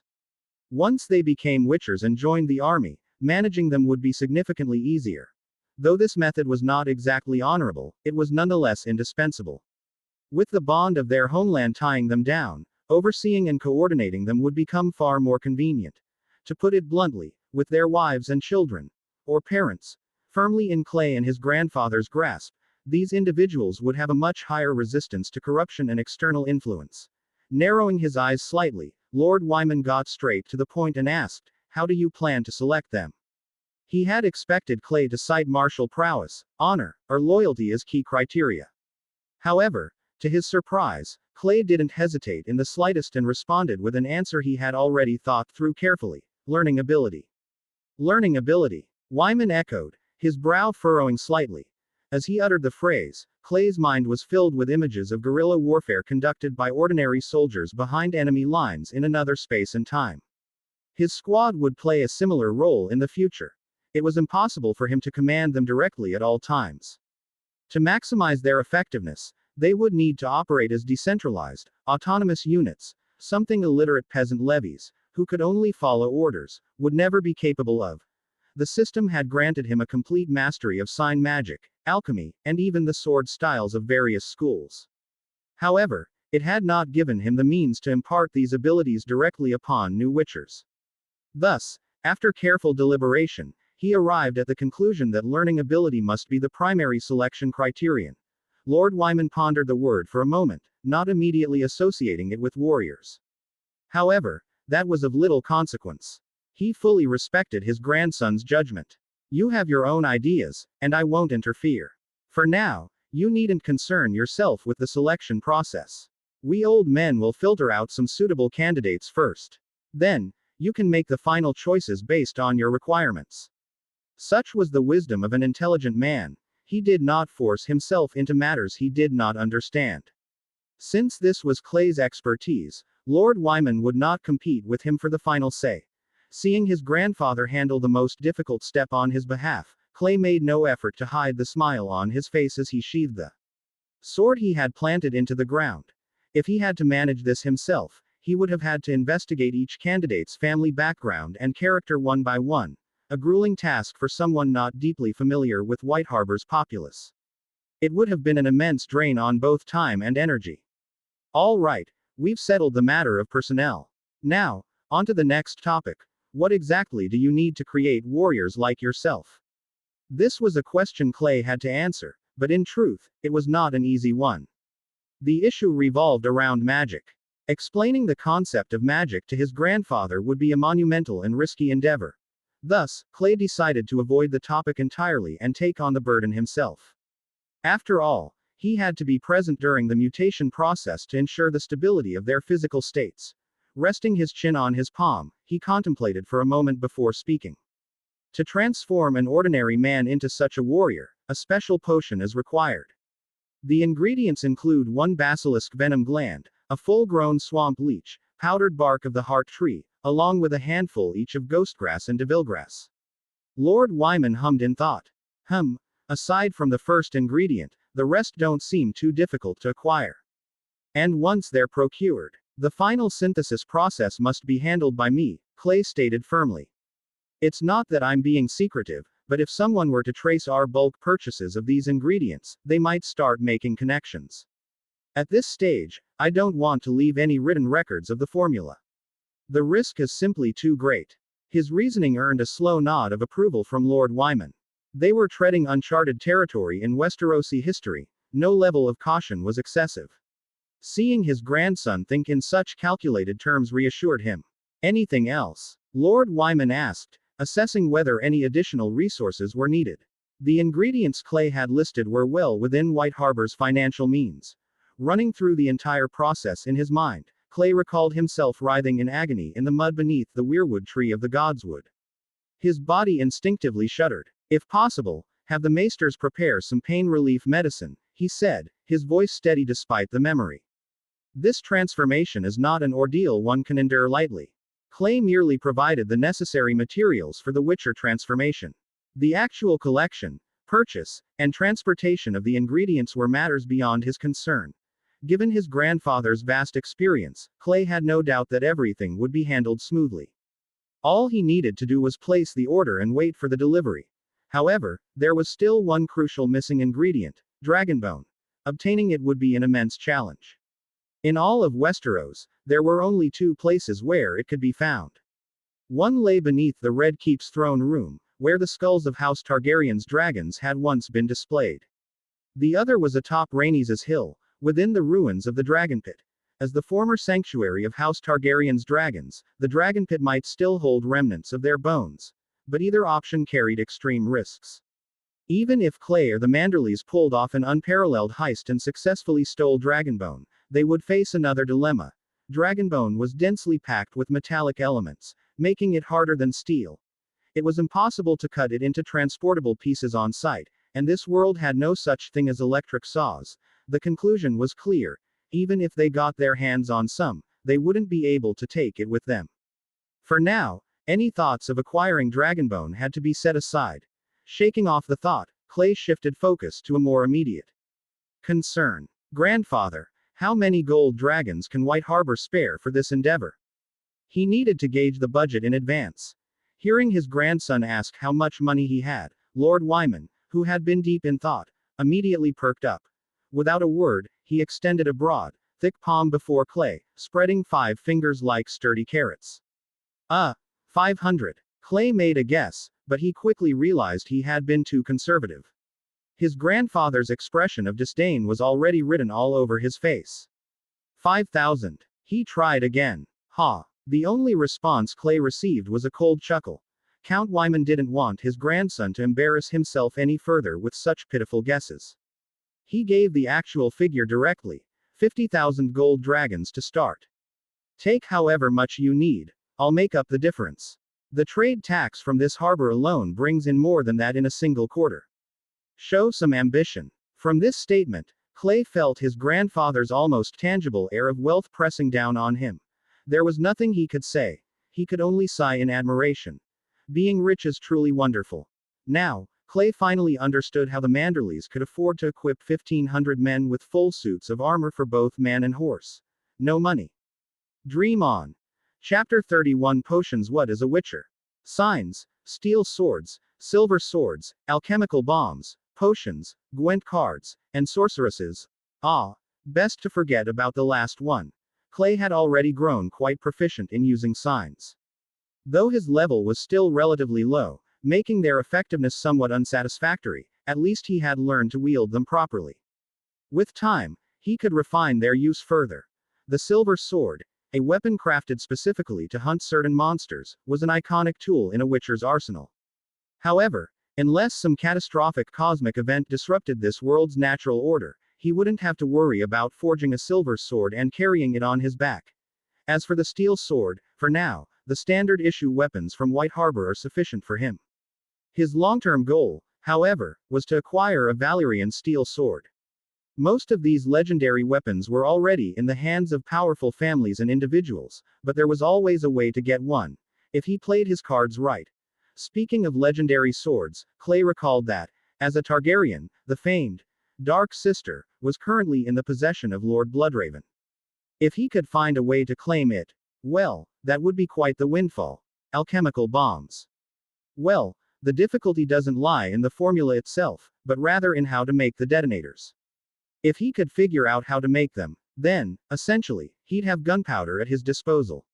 In a low magic world like this, that would be a game changer. Almost unfair, really. And the Gwent cards, such a wicked thing, really. Anyone who wasn't immune to its allure, like a certain white-haired monster slayer, would inevitably find themselves drawn into a match with him. No matter the cost. Sorceresses. Forget it, best not to think about them. The more one thought about them, the more complicated things got. Looking at the bigger picture, Clay decides to focus his time and energy on potions for now.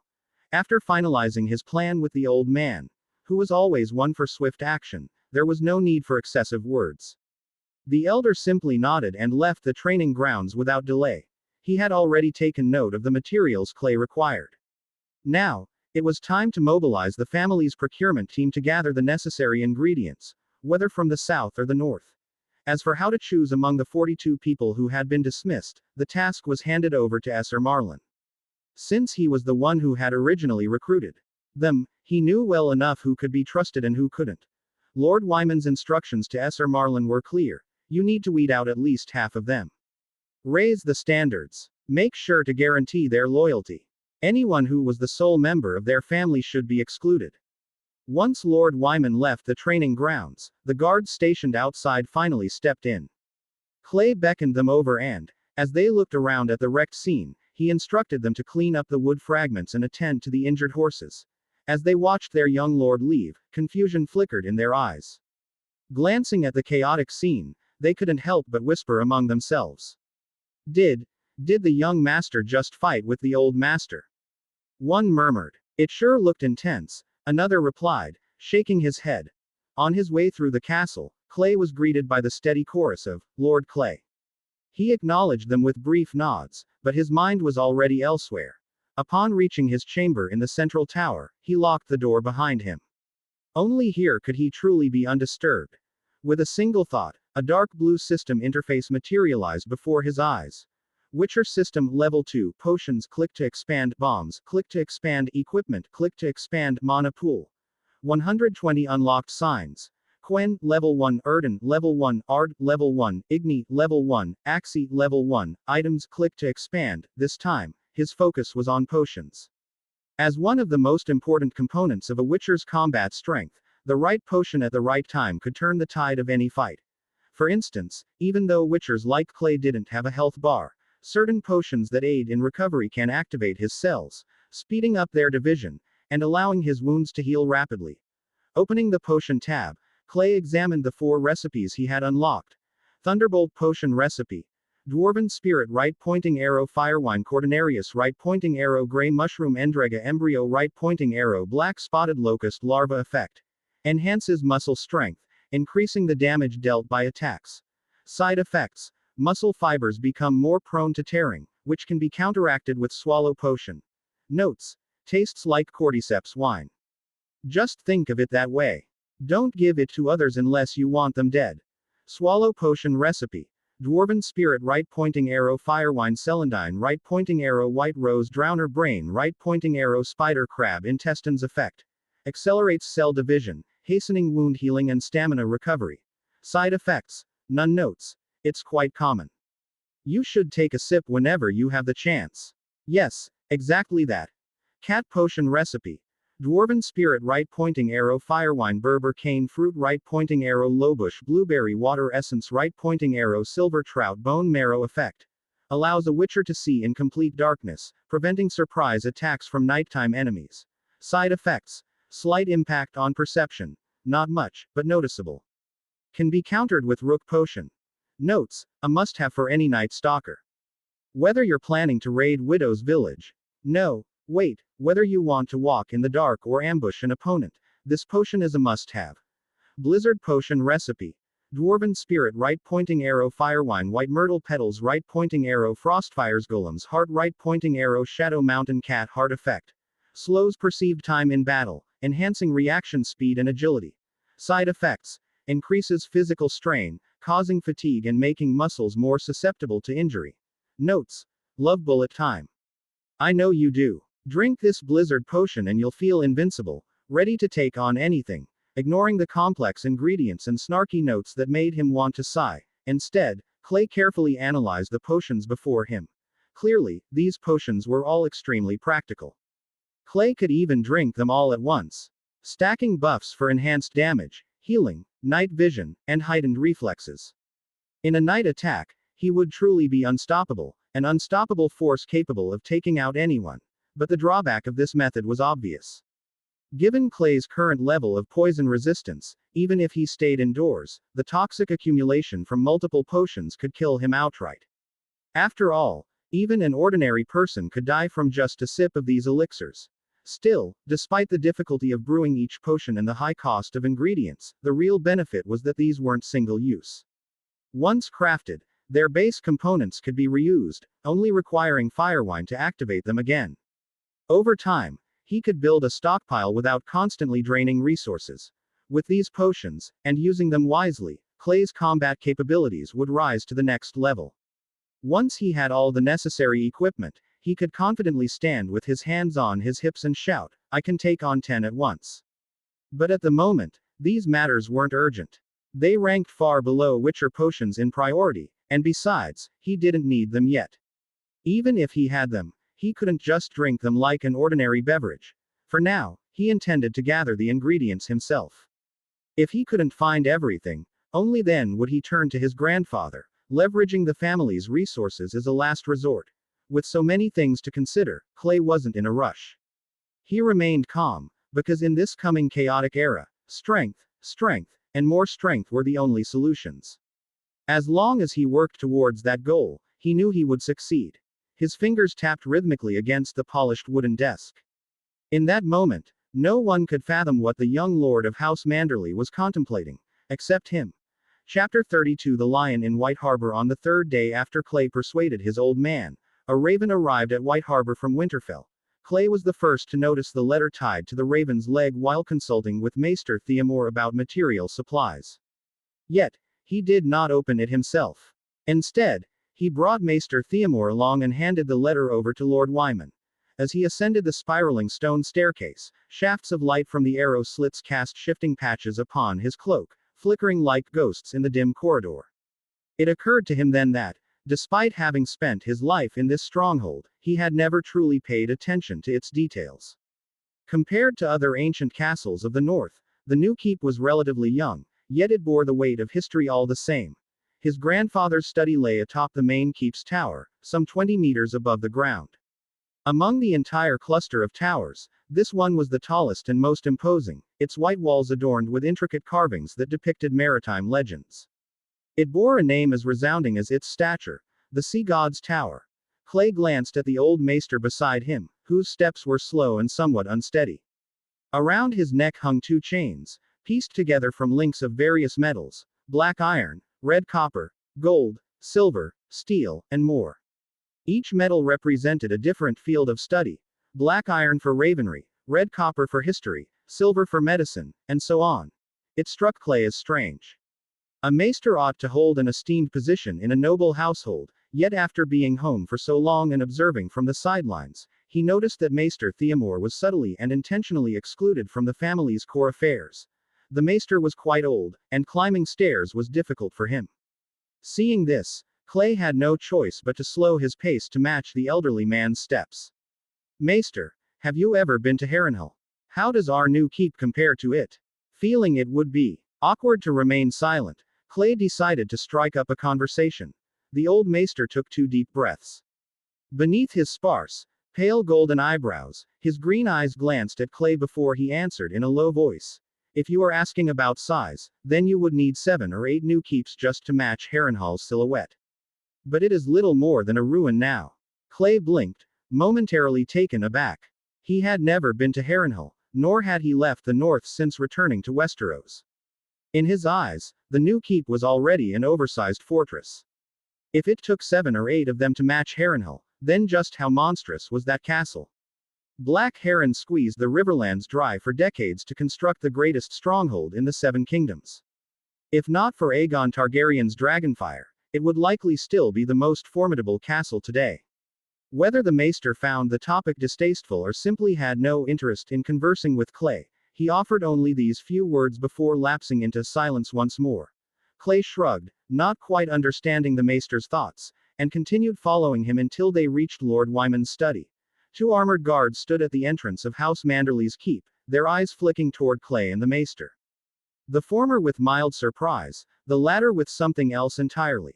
What truly unsettled Clay, however, was the flicker of wariness in their eyes when they looked at Maester Theomore, as if they were regarding something dangerous rather than a trusted servant of the household. Yet the maester seemed unfazed, as if he had long grown accustomed to such treatment. He withdrew the letter from his sleeve and handed it to one of the guards. A message from Winterfell. Please deliver it to Lord Manderly. He spoke with calm detachment. Then, with a slight nod toward Clay, he turned and walked away without the slightest hesitation, his departure swift and decisive.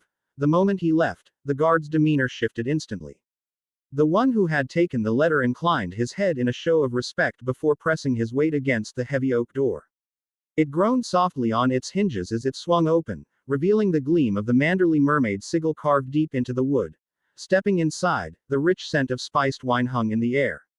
His grandfather sat near the balcony, a bottle in hand, tilting it slightly so the ruby-red liquid caught the sunlight. From the color alone, Clay guessed it was summer red from Dornay. Grandfather, a letter from Winterfell. Retrieving the letter from the guard who had not entered, Clay called out to the old man. The guard gave him a knowing smile before pulling the door shut behind him. Oh, it's you, Clay. A letter from Winterfell. What does it say? Lord Wyman muttered as he set the bottle heavily onto the table. Rising from the oversized, cushioned chair, large enough to seat two Clays, he fixed his gaze upon his grandson. Shaking his head, Clay walked further into the room, glancing around the vast study adorned with golden dragon motifs as he made his way to the desk. I haven't read it yet. Surprisingly, Lord Wyman did not open the letter right away. Instead, he asked, Did Theomore come with you? How did he know? Clay was momentarily puzzled, but upon second thought, it made sense. Maesters were responsible for delivering messages. His grandfather's question was reasonable enough. Yes, but he didn't come inside. He probably had other matters to attend to. Clay's casual remark was met with a sharp, derisive snort from Lord Wyman. Ha, he's got nothing of the sort. For the first time, Clay saw something unfamiliar in his grandfather's expression, neither warmth nor indulgence, but open disdain. No, loathing. It unsettled him. From now on, keep your distance from him. Lord Wyman's voice was firm, leaving no room for argument. He took another deep swig from the bottle, as if washing away an unpleasant taste. Why, grandfather, aren't maesters valuable to noble houses? Do you know his family name? The question struck Clay like a splash of cold water. Maesters were bound by their oaths to forsake their family names, serving all of Westeros without allegiance to any one house. To him, Theomore had always been simply Maester Theomore. It had never occurred to him to wonder what name he had left behind. Lannister. Lord Wyman all but spat the word. Remember this. He is a Lannister. Forget that Maester's oath nonsense. No matter how many links he wears around his neck, I can still smell the stench of lions on him. At last, Clay understood why his grandfather, and the entire household, regarded Maester Theomore with such suspicion. A Lannister in the north was unlikely to ever be trusted. Clay had no idea why a Lannister would come to White Harbor to serve as a maester, but as a noble of the north, he understood one thing well. While White Harbor despised the Lannisters, they could not simply rid themselves of Theomore for his bloodline. Poisoning him or disposing of him in some other way was possible, but that would have been dishonorable. Or perhaps there were reasons Clay was unaware of. Instead, the family's approach was simple: cold treatment. Apart from handling official correspondence with Winterfell, Theomore was kept away from all matters of importance. Now that he knew all this, Clay decided to be more cautious of those around him. Who knew what secrets lay behind the smiles of those who addressed him as young lord? At least today's trip had been useful. His excuse of inquiring about a swallow's potion ingredient had not been wasted. Now, Let's see what Winterfell has to say. Without further addressing Clay's change in expression, Lord Wyman unfolded the letter and began to read its contents aloud. Chapter 33 Spies. King Robert has already led his new hand of the king, Lord Eddard, southward past the neck. From the moment the noble houses received this letter, Winterfell has been entrusted to Lord Eddard's eldest son, Robb Stark, who shall exercise the authority of the Warden of the North. That was the entirety of the letter. Since Lord Wyman had already placed the parchment on the table, the old lord stared at it with furrowed brows, deep in thought. The grim fate of the last Warden of the North and his son, burned alive after journeying south, still haunted their memories. Many northern lords, upon hearing this news, felt a sense of unease deep in their hearts. The man they revered, Eddard Stark, was once again stepping into the foul and treacherous power struggles of King's Landing. But just like Clay, they had no say in the matter. They could not influence the decisions of the Warden of the North whom they respected, just as Eddard Stark himself had no power to resist the will of the king. Now that Lord Eddard had crossed the swamps of Greywater Watch alongside the king, leaving the lands of the North entirely behind, his vassal houses had to consider whether they should establish ties with his young heir, Robb Stark. Clay, tell me, what kind of person is this young Stark, Robb? The old lord took a small sip of golden red wine, feeling fortunate that his grandson had interacted with the young Starks beforehand. This allowed him to gain a more genuine perspective rather than the usual empty praises. Hearing his grandfather's question, Clay recalled that youthful face on the training grounds of Winterfell. How should he describe him? For Clay, this was hardly a difficult question. I trained alongside him in Winterfell. He is not much different from his father, Clay replied, his tone measured. Or rather, the man he has admired since childhood is his father. The only difference is that he is younger and more prone to impulsiveness.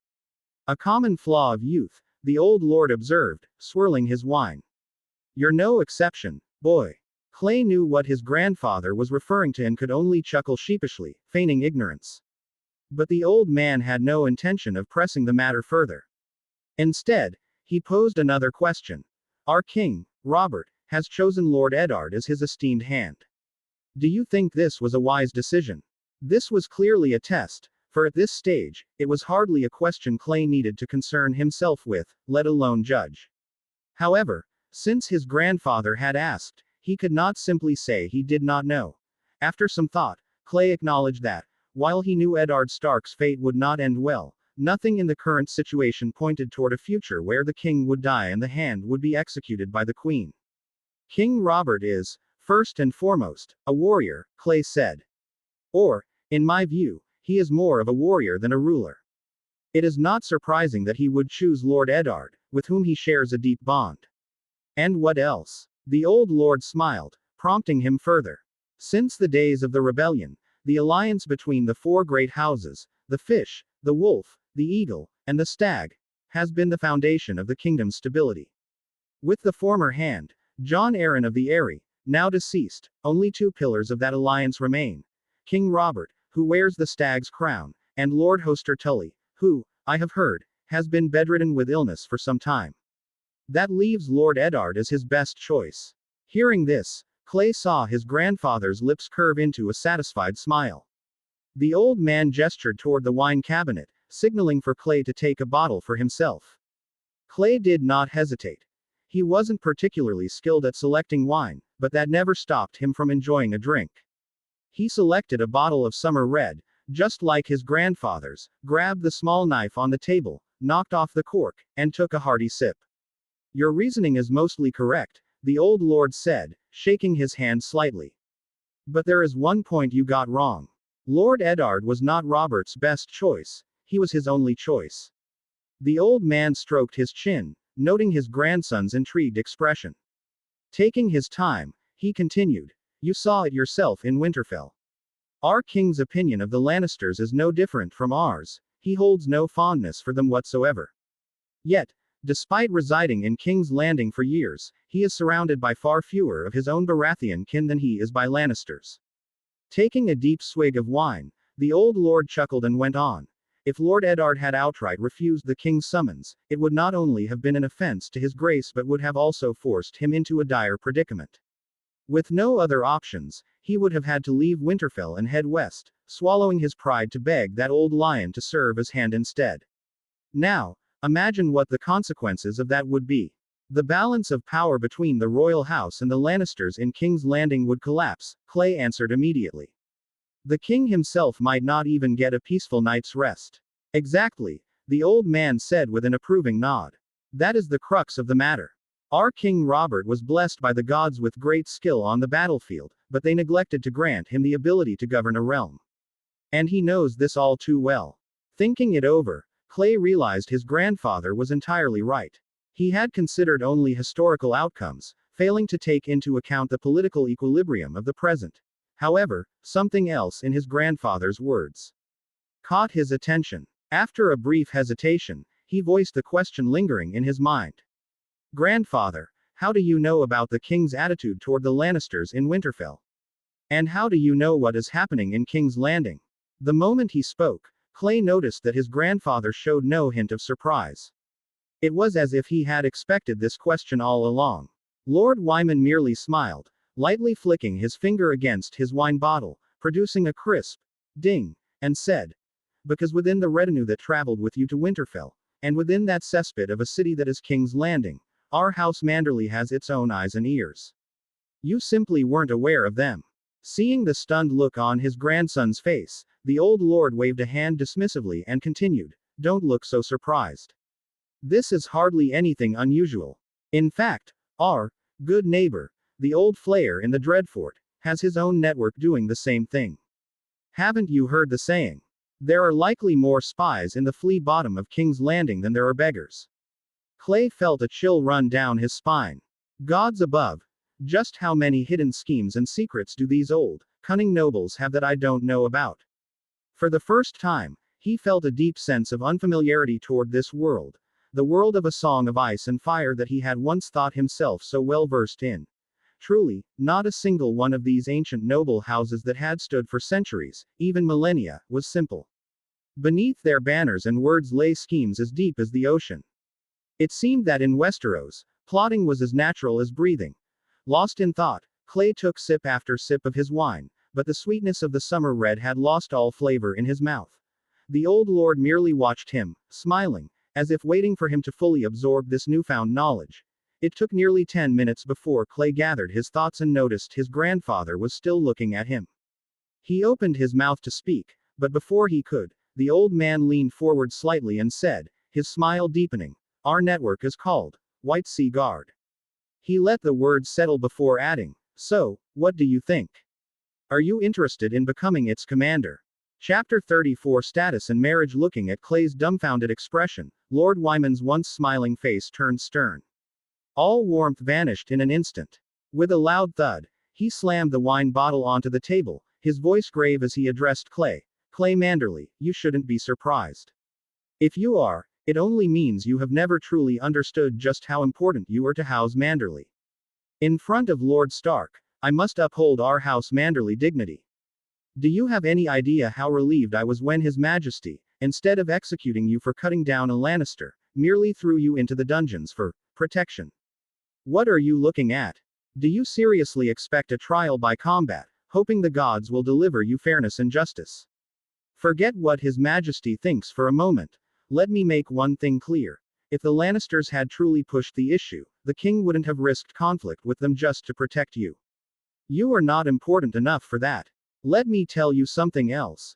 Don't expect fairness or justice from the King's Council or the Southern Lords. If not for the army I still command, an army strong enough to demand respect, you'd have long since met the gods. The old man grabbed Clay by the arm, pulling him toward the window.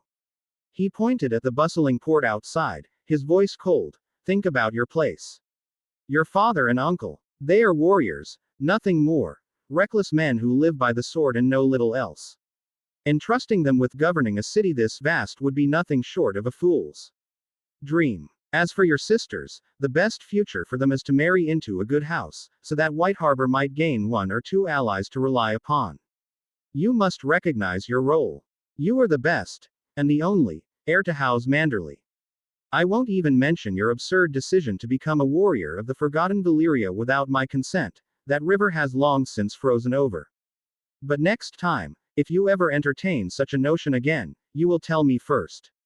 The old man pointed to his own head full of white hair, his breath heavy as he continued, "I am already 60 years old. Any day now, I could return to the embrace of the gods. The strength of White Sea Guard is your greatest tool to shape the future and place this city where it should be. You must take charge of it." Clay remained silent. Until this very moment, he had still been treating everything with a somewhat carefree attitude, as if he were merely a spectator in his own story. Deep down, he had never truly grasped what it meant to bear the title of heir to House Manderly. Whether it was cutting down a Lannister in rage or dealing with the assassin, he had always acted on instinct, never considering that his every word and action of his represented House Manderly, a powerful family that had ruled White Harbor for 1,000 years. The old man was not afraid of Clay wielding the family's power or gaining influence. On the contrary, he feared that Clay might act recklessly, disregarding the strength and standing of their house. As Lord Wyman had just said, Clay was the only heir. What did it matter if he took some power into his hands? Realizing this, Clay lowered his head and admitted his mistake. He spoke honestly. "I understand, grandfather. Next time, I will consult the family first." Lord Wyman let out a couple of grunts, considering that enough to let Clay off the hook.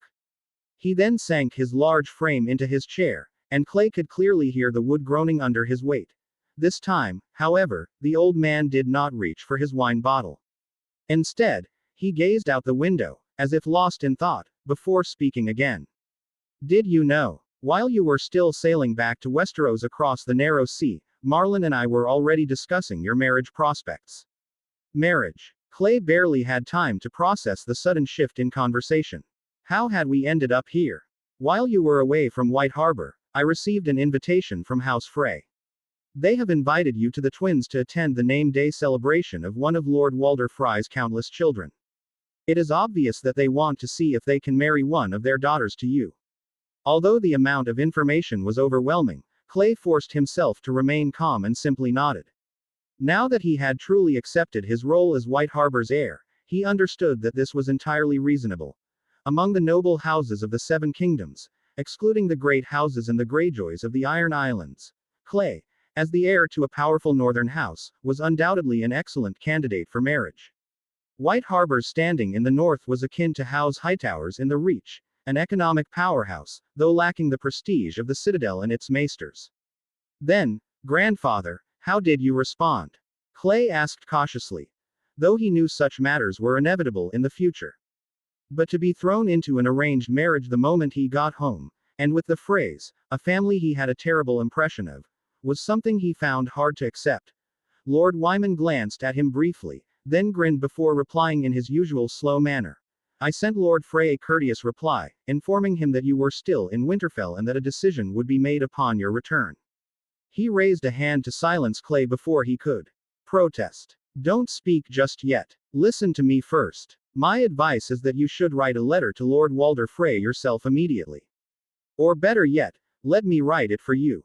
Either way, I suggest you go to the Twins. That old man has never been generous for a single day in his 90-some years of life. But let me be clear, you are attending solely out of respect for the Marquise's pride. After all, the location of his castle is too crucial to ignore. As for the Frey girls, mind yourself. It is not yet time for you to be using that part of your body." The old man's words were crude, but Clay understood the meaning behind them. The Lord of the Twins, nicknamed the late Lord Frey, was highly influential, but his reputation was utterly foul. While attending the event was a necessary political gesture, his grandfather had no real intention of binding the family to House Frey through marriage. Lord Wyman's view likely reflected that of most northern lords. Clay recalled how Robb Stark had once broken his betrothal to a Frey, choosing love over duty. Perhaps the young wolf had shared the same wariness about tying himself to that family. But what Robb had failed to grasp was the depths of Walder Frey's vengeful nature. And so, at his own wedding feast, the undefeated young wolf fell, stabbed through the heart with a dagger bearing the Lannisters' regards. The war, once filled with hope, descended into chaos, forever marked by what would be remembered as the Red Wedding. Clay had no room to resist this arrangement, so he simply nodded in agreement. Yet, deep in his heart, a question lingered. What kind of person would I ultimately choose? If the choice were entirely his, he would unhesitatingly pick between Daenerys Targaryen and Margaery Tyrell. Not because of their beauty. That was just an excuse. He had never met Daenerys Targaryen, nor had he met Margaery Tyrell. He had no idea what they actually looked like. To claim he desired them for their beauty would be a self-deception, a mere illusion. What he truly admired were the crowns upon their heads. Queen. Our future queen. It was not love, nor lust, but the allure of conquest that drove him. But in reality, he was merely the heir to White Harbor. Even if ambition burned within him, it had to remain hidden in the depths of his heart. In this world, noblemen and noblewomen, especially those of great houses, were creatures of power and profit. How many of them threw themselves into love with reckless abandon and lived to tell the tale? Perhaps, one day, when he commanded an army of 10,000 and bore titles so long that men stumbled over their words trying to recite them, perhaps then, he would have the right to choose his own marriage.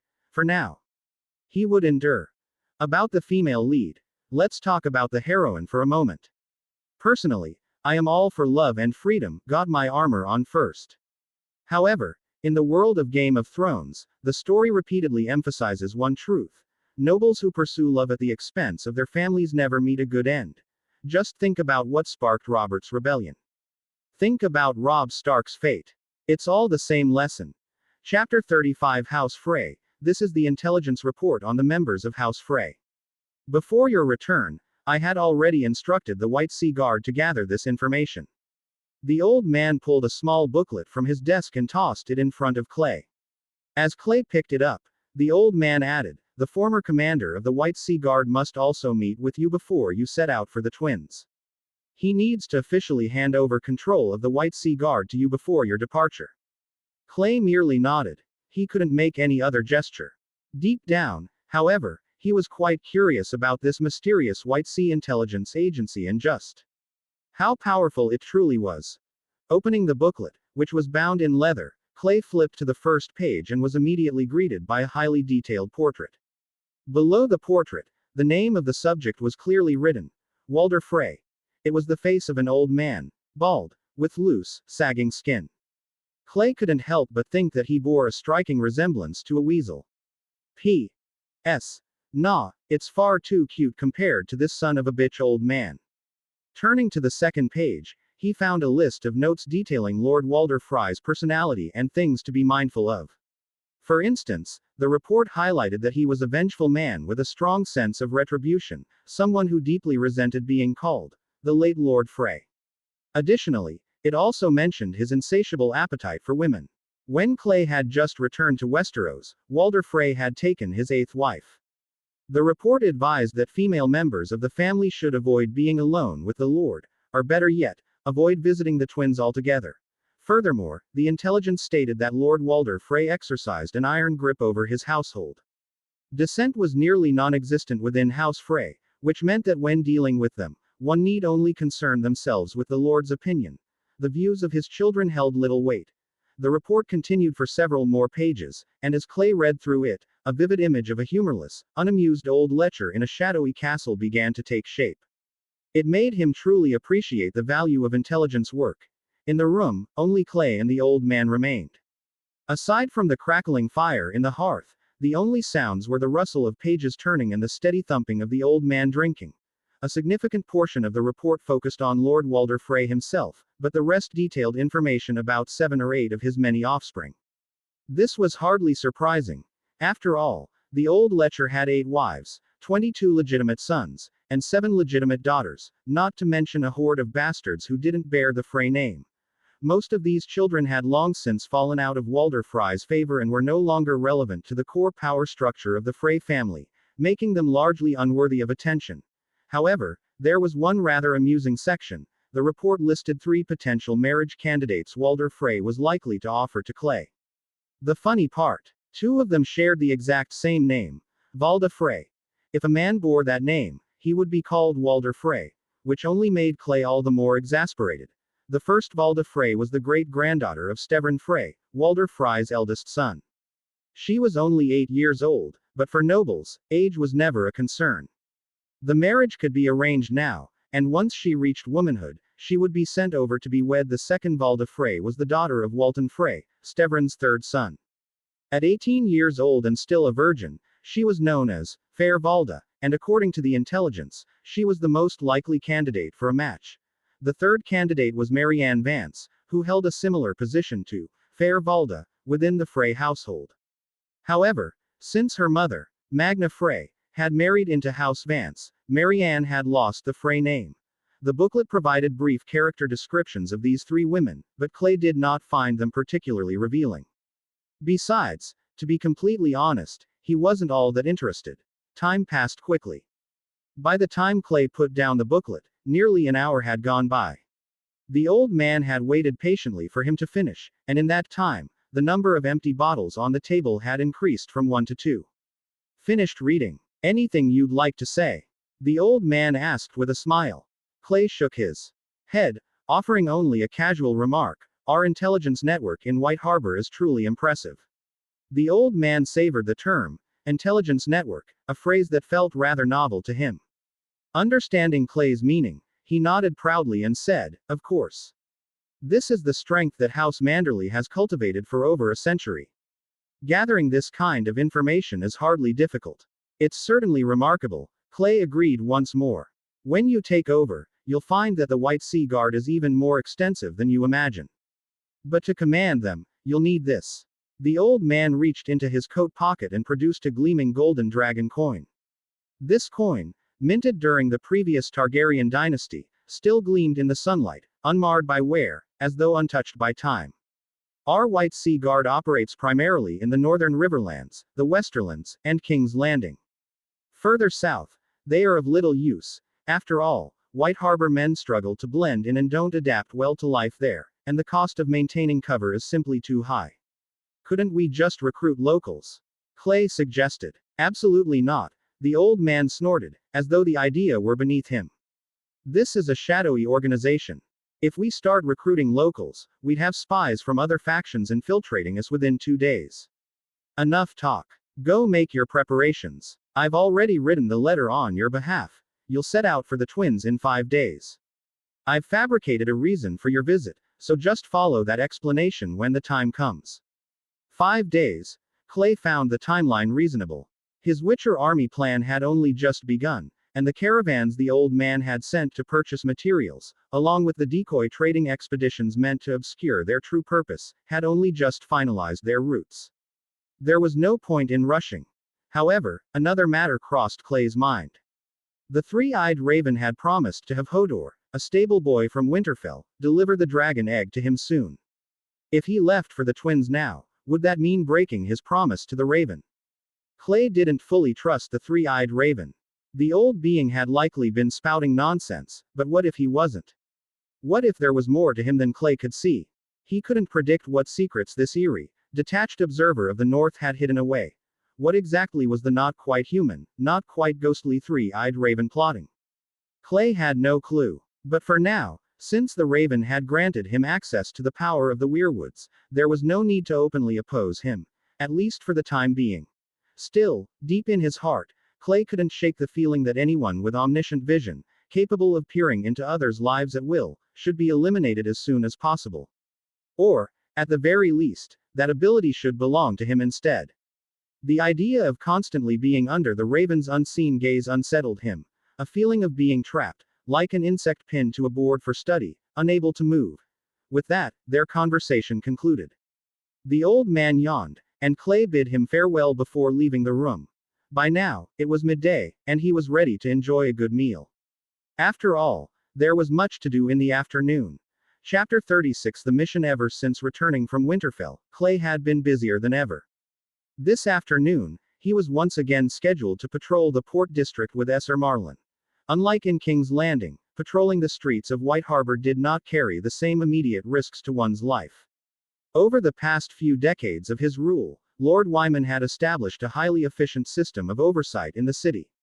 White Harbor even had an armed force akin to the Gold Cloaks of King's Landing, though on a much smaller scale. For the sake of safety, however, Ser Marlin had carried an official writ from Lord Wyman and had mobilized a 50-man unit from the White Harbor Guard to protect Clay. While necessary, This precaution thwarted Clay's original plan to experience the city's bustling streets firsthand. After a hearty lunch, Clay barely had time to rest after filling his stomach with fresh seafood and roasted meat when Esser Marlin came to drag him out of the castle. New Castle, perched atop the high hill, was already within the city. So, after passing through the inner fortress walls, Clay and his entourage entered the bustling outer city of White Harbor with little effort. As soon as they reached Fishfoot Yard Square, Clay intended to explore the lively marketplace.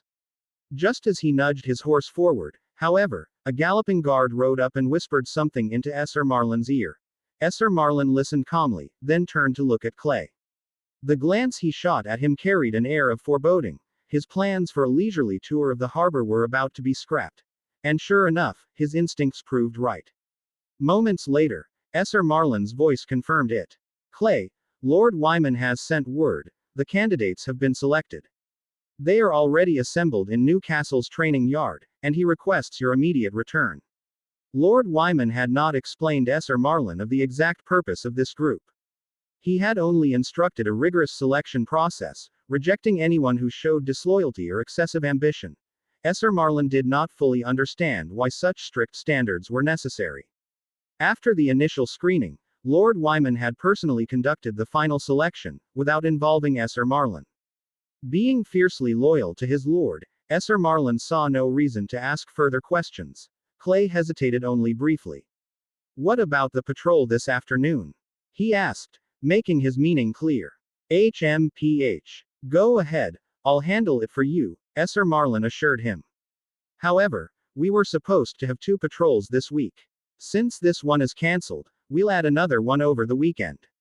Clay rode back to New Castle with 25 guards accompanying him. The soldiers stationed at the castle gates, beneath the banner of the merman, recognized their young lord's return. Without a word, they eagerly swung the gates wide and eagerly took hold of his horse's reins with practiced efficiency. Having grown accustomed to such treatment over the past few days, Clay simply nodded at the guard, whose name he did not know, before leading his escort toward the training yard. The vast training ground was noticeably less crowded than the last time he'd been here. The number of candidates had been cut in half, leaving only 20 men standing there. The moment Clay appeared, they all straightened their backs, standing at rigid attention.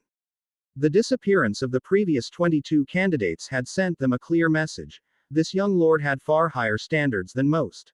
Clay circled around them slowly, his gaze scrutinizing each man. He was satisfied with what he saw. At least there were no candidates who were excessively tall or short, as both extremes could hinder mobility. Given the tasks they would undertake in the future, even the slightest limitation in movement could be fatal. With a wave of his hand, he dismissed the White Harbor guards who had escorted him. They were no longer needed as a display of authority. The armored guards, relieved from their duty after running all over the city with him, gave respectful salutes before departing.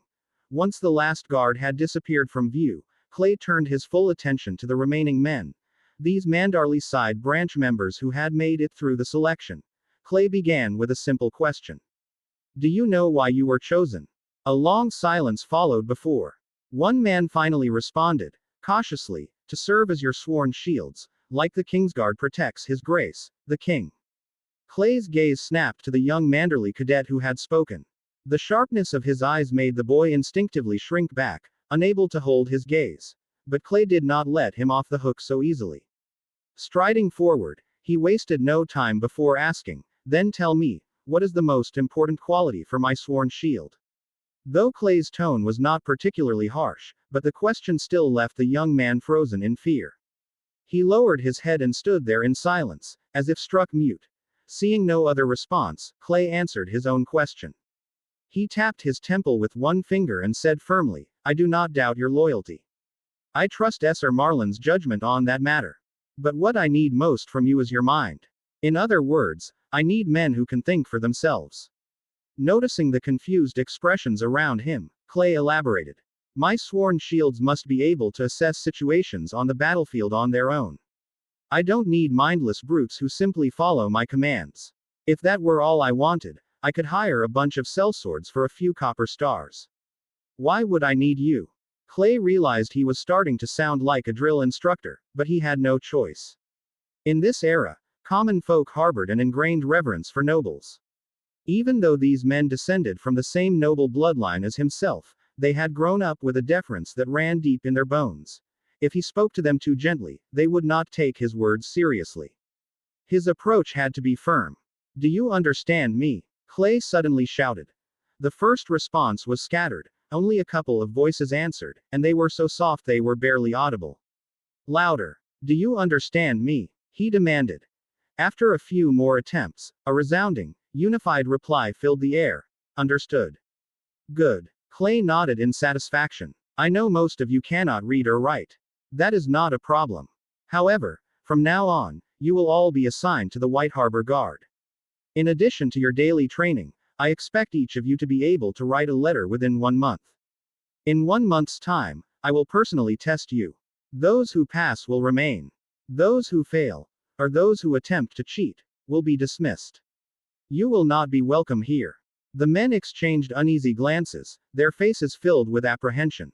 Clay knew it was unreasonable to expect a group of simple farmers to learn the basics of writing in just a month. But what he sought was not literacy itself. It was their ability to learn. In his vision, these recruits, if they endured and succeeded, would one day become Westeros' first generation of Witchers.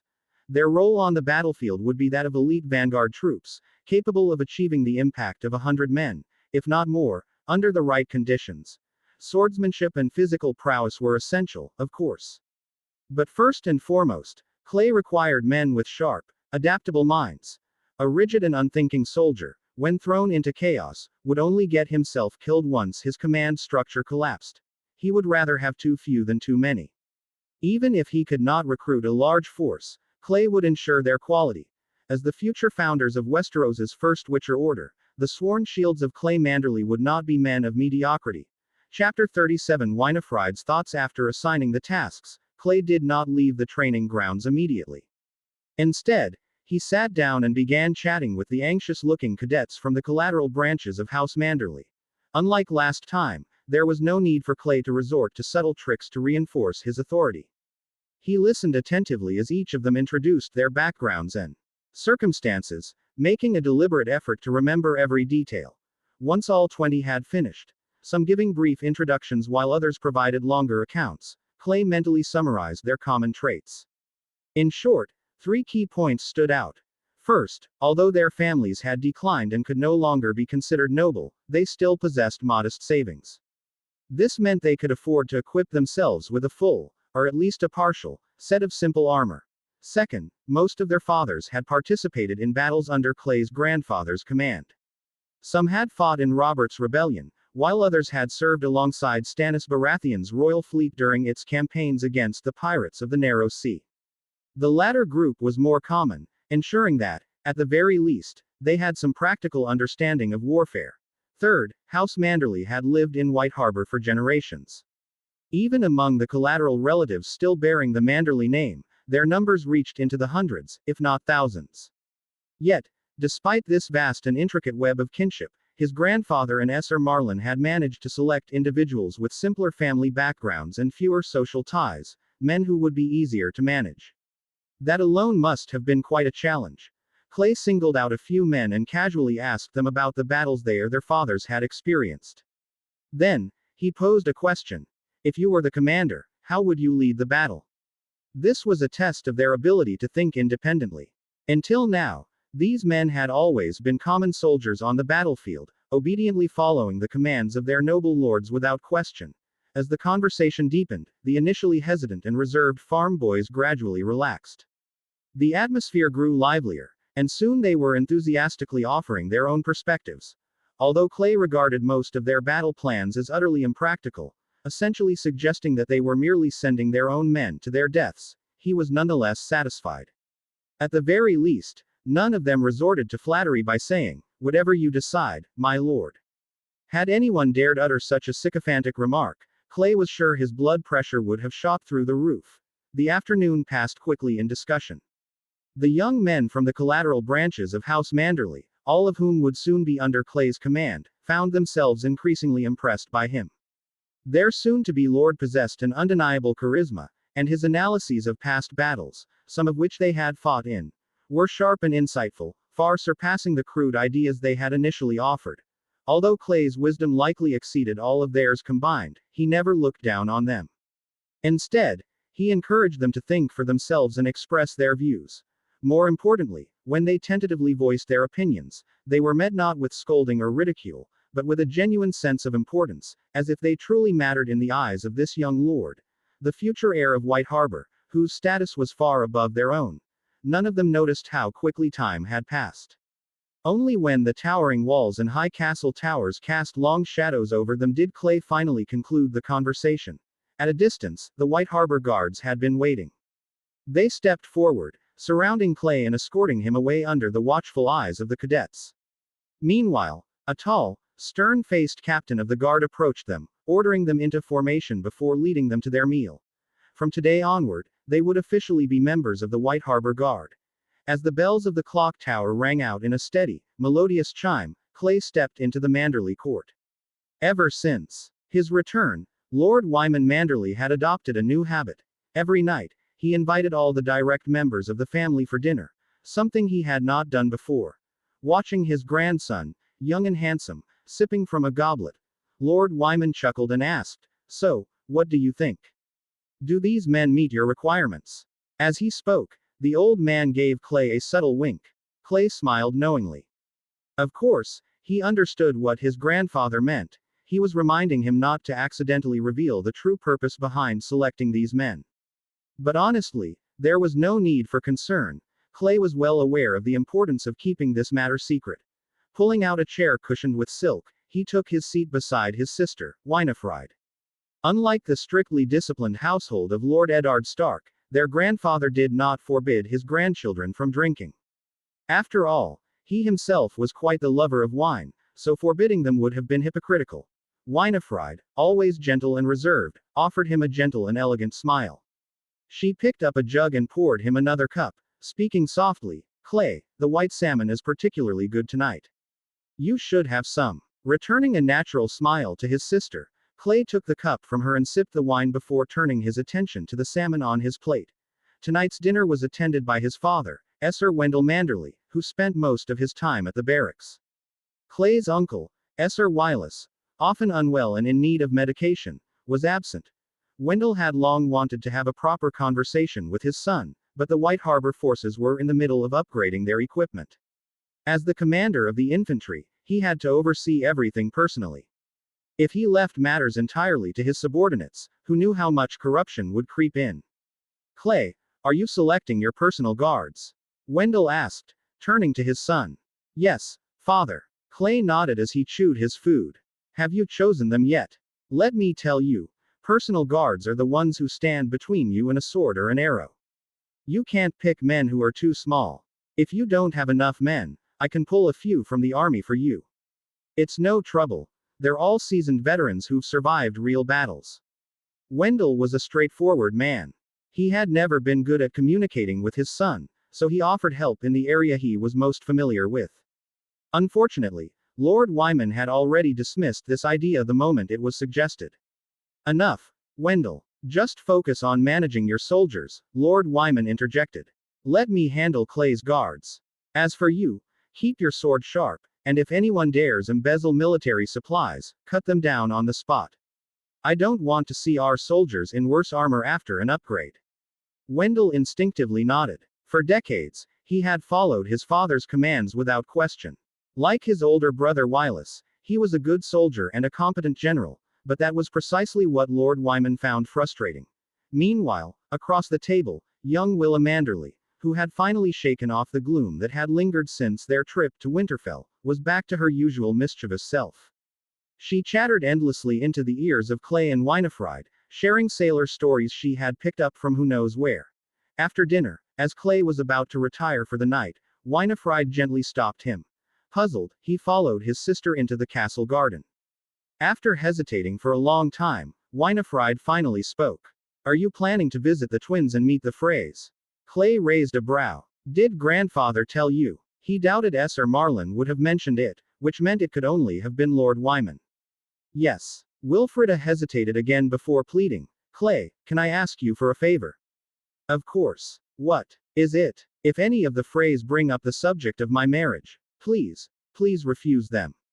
Chapter 38 Commander of the White Sea. Clay watched the eager expression on Winifred's face, his mind racing uncontrollably with thoughts. It wasn't that he was debating whether to agree to his sister's request, far from it.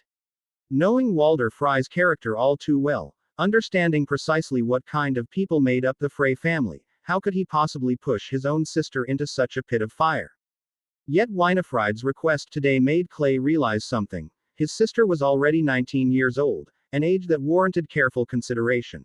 According to Clay's understanding, as a direct descendant of House Manderly in White Harbor, the eldest granddaughter of Lord Wyman, and a young lady of considerable beauty, Winifred should have already had noble suitors breaking down the doors for her hand in marriage.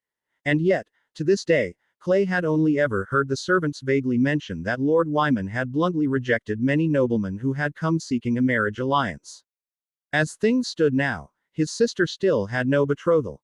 Clay wasn't eager for his sister to be married off, but what truly occupied his thoughts was their grandfather's intentions. "I will refuse them without hesitation, Winifred. You can rest easy." Clay couldn't afford to think too long to respond. If he hesitated, it would give Winifred the impression that he was seriously considering the proposal. Seeing the obvious relief on her face, Clay couldn't help but ask, "Winifred, has grandfather never mentioned your betrothal to you?" "You're already." Before he could finish speaking, Clay realized his last words were somewhat inappropriate and quickly shut his mouth. However, Winifred didn't seem to mind. She shook her head, her bright eyes meeting Clay's as she finished his sentence for him. "Yes, I'm already 19. But grandfather has never brought up the subject of my betrothal. Not before. But now that you've returned, he will." Clay was momentarily stunned. What did his return have to do with Winifred's marriage? How could he possibly affect her betrothal? Then, thinking of their younger sister, Willa, Clay suddenly understood the reasoning behind it all. Simply put, in the past, with his uncle lacking a male heir and Clay himself far away in Essos, consider this hypothetical scenario. If their grandfather had married off both Winifred and Willa, or at least arranged their betrothals. On the surface, it wouldn't have seemed like a problem. But under those circumstances, if an extreme event occurred, if their grandfather, along with Wylis and Wendell of the second generation, had all met with misfortune, White Harbor's inheritance would have been left in uncertainty. And with Clay being so far away, possibly unaware of any of it, he wouldn't even have been present. This was no mere alarmist thought. In the original timeline, during the War of the Five Kings, Wendell Manderly had died at the Red Wedding, while Wylis Manderly had been captured by the Lannisters. That exact extreme scenario had already played out once. At that moment, who would have been the rightful heir of House Manderly and White Harbor? The answer would have been Winifred. But had she been betrothed by then, given the disadvantaged position of women in Westerosi noble society, there was no telling into whose hands White Harbor might have fallen. That was the true reason why Lord Wyman had repeatedly refused marriage proposals for Winifred. He had been guarding against, or rather, outright preventing, such a possibility from unfolding. But now that Clay had returned, with Lord Eddard Stark himself having formally recognized his legitimacy, his claim to the inheritance was as solid as steel. Under these circumstances, there was no longer any danger of White Harbor falling into the hands of outsiders. Naturally, their grandfather was now free to properly consider Winifred's marriage prospects. Since Winifred had no desire to marry a Frey, Clay would, of course, ensure that her wishes were honored. The only question now was, what did she want for herself? Clay was well aware of which noble families in Westeros were true pits of hell, and he would do everything in his power to keep both Winifred and Willa from getting entangled with them. Once caught in their grasp, escaping would be nearly impossible. Seeing how decisively Clay had refused, Winifred's face broke into a radiant smile. Her delicate features, illuminated by the moonlight among the garden's flowers, appeared all the more beautiful. At that moment, something stirred deep within Clay, a profound sense of responsibility for his family. He would not allow the tragic fates of the Stark family to befall his own loved ones. Not in the slightest. The next day, still shaken by the ripple effects of the butterfly effect, Clay was summoned to his grandfather's study. At first, he assumed it had something to do with his conversation with Winifred the night before. That Lord Wyman had somehow found out and now wanted to question him about it. However, as Clay opened the door and stepped inside, he was met with an unexpected sight. An elderly man, hunched over and stern-faced, stood before Lord Wyman's desk, speaking in hushed tones. The air between them was thick with solemnity, and the moment the door creaked open, both men turned to look at him. Lord Wyman, seated in his cushioned chair, glanced up. Upon recognizing Clay, he smiled and motioned for him to come closer. Clay's eyes shifted to the man standing beside his grandfather. Though his lower half was obscured by dark trousers, he immediately noticed something unusual. One of the man's legs was a prosthetic. His hands, calloused and weathered, bore the marks of a lifetime spent wielding a blade, while his long black robes, coupled with his missing eye and gaunt, aged face, lent him an air of grim severity. An instinctive sense of danger prickled at Clay's nerves. Despite the old man's missing leg and lost eye, there was a weight to his presence that subtly overshadowed Clay's own. And it had nothing to do with age. Perhaps it was merely his imagination, but Clay's heightened senses, sharpened by his mutation, detected something else. A strong scent of blood clung to the man. It wasn't fresh, but rather something that had seeped into his very being over the years, a presence built through a lifetime steeped in violence. It was then that Clay heard his grandfather's introduction. Clay, this is Heir Bartimus. He is the former commander of the White Sea Guard, whom I've mentioned before. So this was the man who had once overseen House Manderly's vast spy network. Clay couldn't help but study him more closely. This elderly knight, addressed as Esser, was at least a landed knight. Yet, as the heir to White Harbor, Clay had never seen or even heard of him before. Then again, it made sense. If this man had been the kind of gallant, high-profile knight like Jaime Lannister, Clay would have had a hard time believing he had ever commanded an intelligence network. Greetings, Heir Bartimus. Clay nodded and offered a polite greeting. Heir Bartimus, in turn, was studying him just as intently. He was only slightly younger than Lord Wyman, meaning he had witnessed the highs and lows of White Harbor across decades. And from this first impression alone, he had to admit, the young man before him was indeed a fitting heir. Far better than some he had seen in the past. Looking at Clay, Bartimus couldn't help but see traces of a young Wyman Manderly from 40 years ago. The only difference was, Clay was far more handsome. Extending a hand, he gave Clay a brief, firm handshake before merely nodding, without uttering a word. Under normal circumstances, such silence might have been considered impolite, especially given their respective statuses.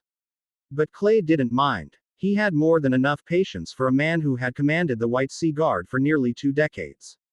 All right, Bartimus, Lord Wyman finally said, his tone carrying the weight of command. This is my heir. And from now on, he is yours as well. Take him to your domain. Let him see for himself what lies beneath White Harbor. He needs to breathe in the blood that lingers in the air. Chapter 39 The Wolf's Den. The Wolf's Den was the oldest castle in White Harbor, its history stretching back nearly 1,000 years. Long ago, when House Stark still ruled as kings in the north, a king named John Stark built this stronghold at the mouth of the White Knife, where White Harbor now stood, to defend against pirate invasions. The first occupants of this fortress were the younger sons, brothers, and uncles of the Stark kings. Over generations, their descendants formed a cadet branch of House Stark, much like how Clay's personal guards were chosen. These offshoots eventually formed a lineage known as the Grey Starks. For 5 centuries, this cadet branch of the Stark family held the Wolf's Den.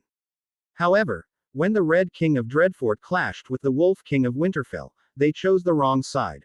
While most members of House Stark were known for their generosity, they could not tolerate traitors, especially those who shared their own blood. A brutal purge followed, and the Grey Starks were wiped out. Heads rolled, and when the Red King of Dreadfort finally knelt in surrender, the Wolf's Den was left without a master. In the years that followed, the castle passed through several hands. It was first held by House Flint, then House Locke, followed by the Stark vassals House Slates, House Long, House Holt, and House Ashwood. Eventually, it came into the possession of House Manderly. As White Harbor grew and expanded, House Manderly rose to become the wealthiest family in the north. A small and aging fortress like the Wolf's Den was no longer a fitting seat for such a powerful house. Thus, atop the high hills within the city, they built the new castle. Towering white walls encircled both the city and the stronghold, while the old and isolated Wolf's Den, now an abandoned relic outside the city's heart, became known simply as the Old Castle. Today, it served as both House Manderly's prison and the headquarters of the White Sea Guard. Clay had been here before, though only to its outskirts. A grove of ancient weirwood trees once stood here, but over the years, the sacred wood had dwindled, leaving only a single heart tree, one that had long since lost most of its magical power. Now, mounting his horse once more, Clay rode into the ancient fortress under the escort of White Harbor guards, following behind Esser Bartimus. As they passed beneath the raised iron portcullis, Clay noticed something odd. Esser Bartimus suddenly seemed more at ease, as if visiting the new castle and facing his lord had been an unpleasant ordeal. Clay also observed that the guards here, or rather, the jailers, were different. They did not wear the gleaming silver and white armor of the White Harbor guards. Instead, they were clad in dark gray uniforms. A group of silent sentries approached and took the reins of their horses.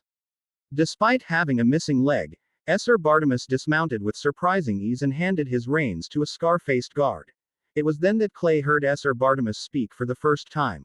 His voice was harsh and grating, like ceramic scraping against sand, as he said, "Young Master Clay, welcome to the Wolf's Den," a dry, emotionless greeting.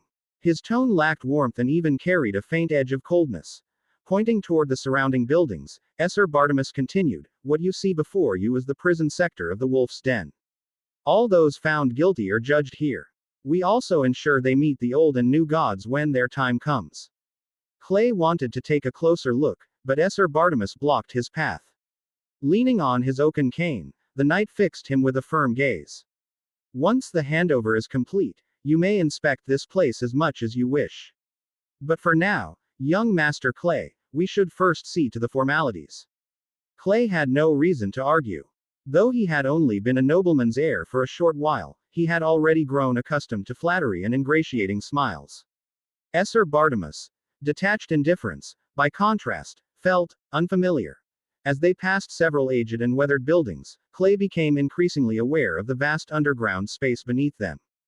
Given White Harbor's immense population, a prison large enough to house all its criminals had to be enormous. Their destination lay beyond these prison buildings. A towering, thick-walled gray keep, the tallest structure within the entire Wolf's Den. As they approached, Clay took note of the numerous gray-cloaked guards stationed around the keep. Their disciplined movements and the way they held their weapons caught his attention. He quickly assessed their skill and concluded that in a fight, he could take on at most 5 at once, assuming they attacked together.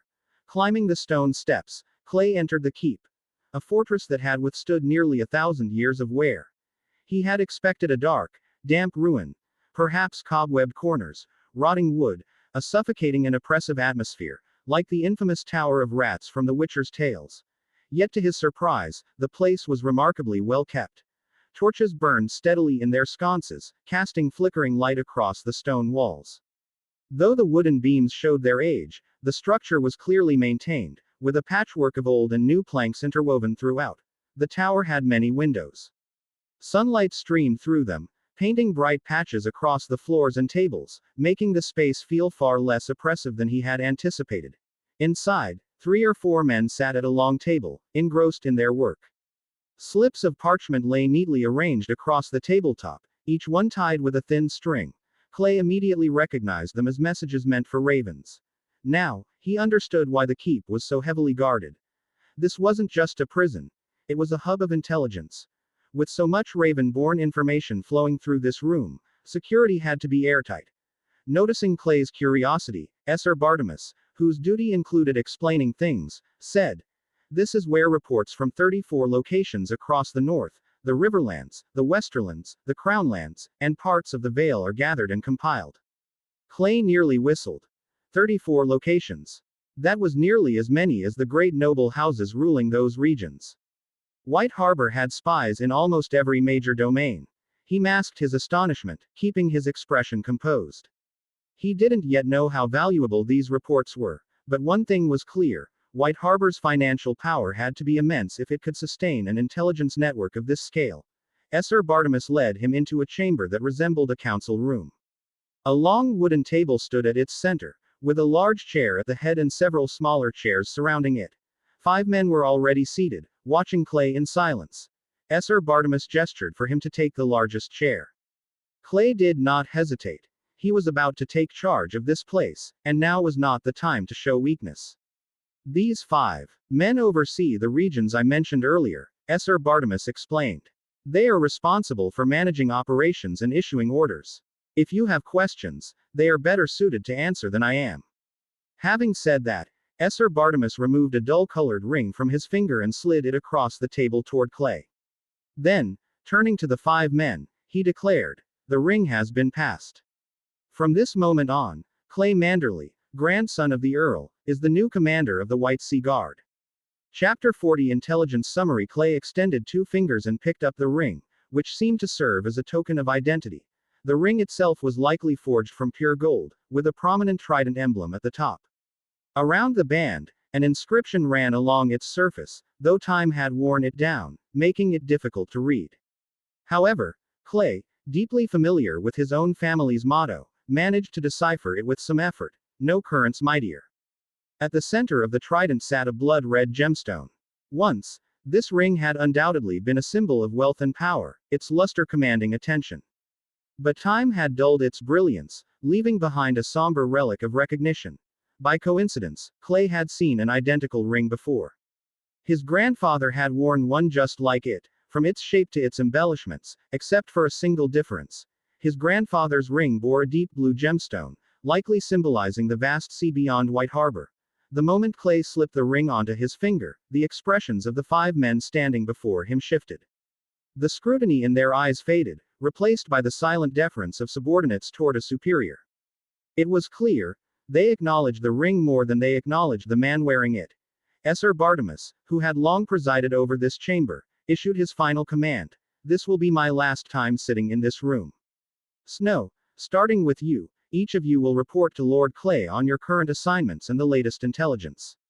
Within these walls, Bartimus's authority still held weight.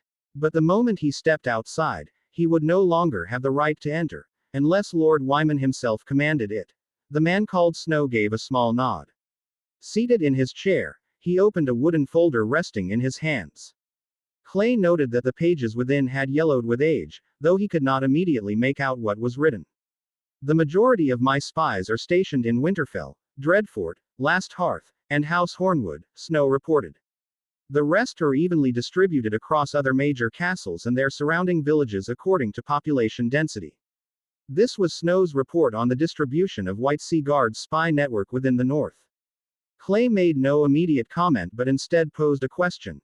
"During the king's stay at Winterfell, aside from matters concerning me, what else have you learned?" Snow gave a small nod.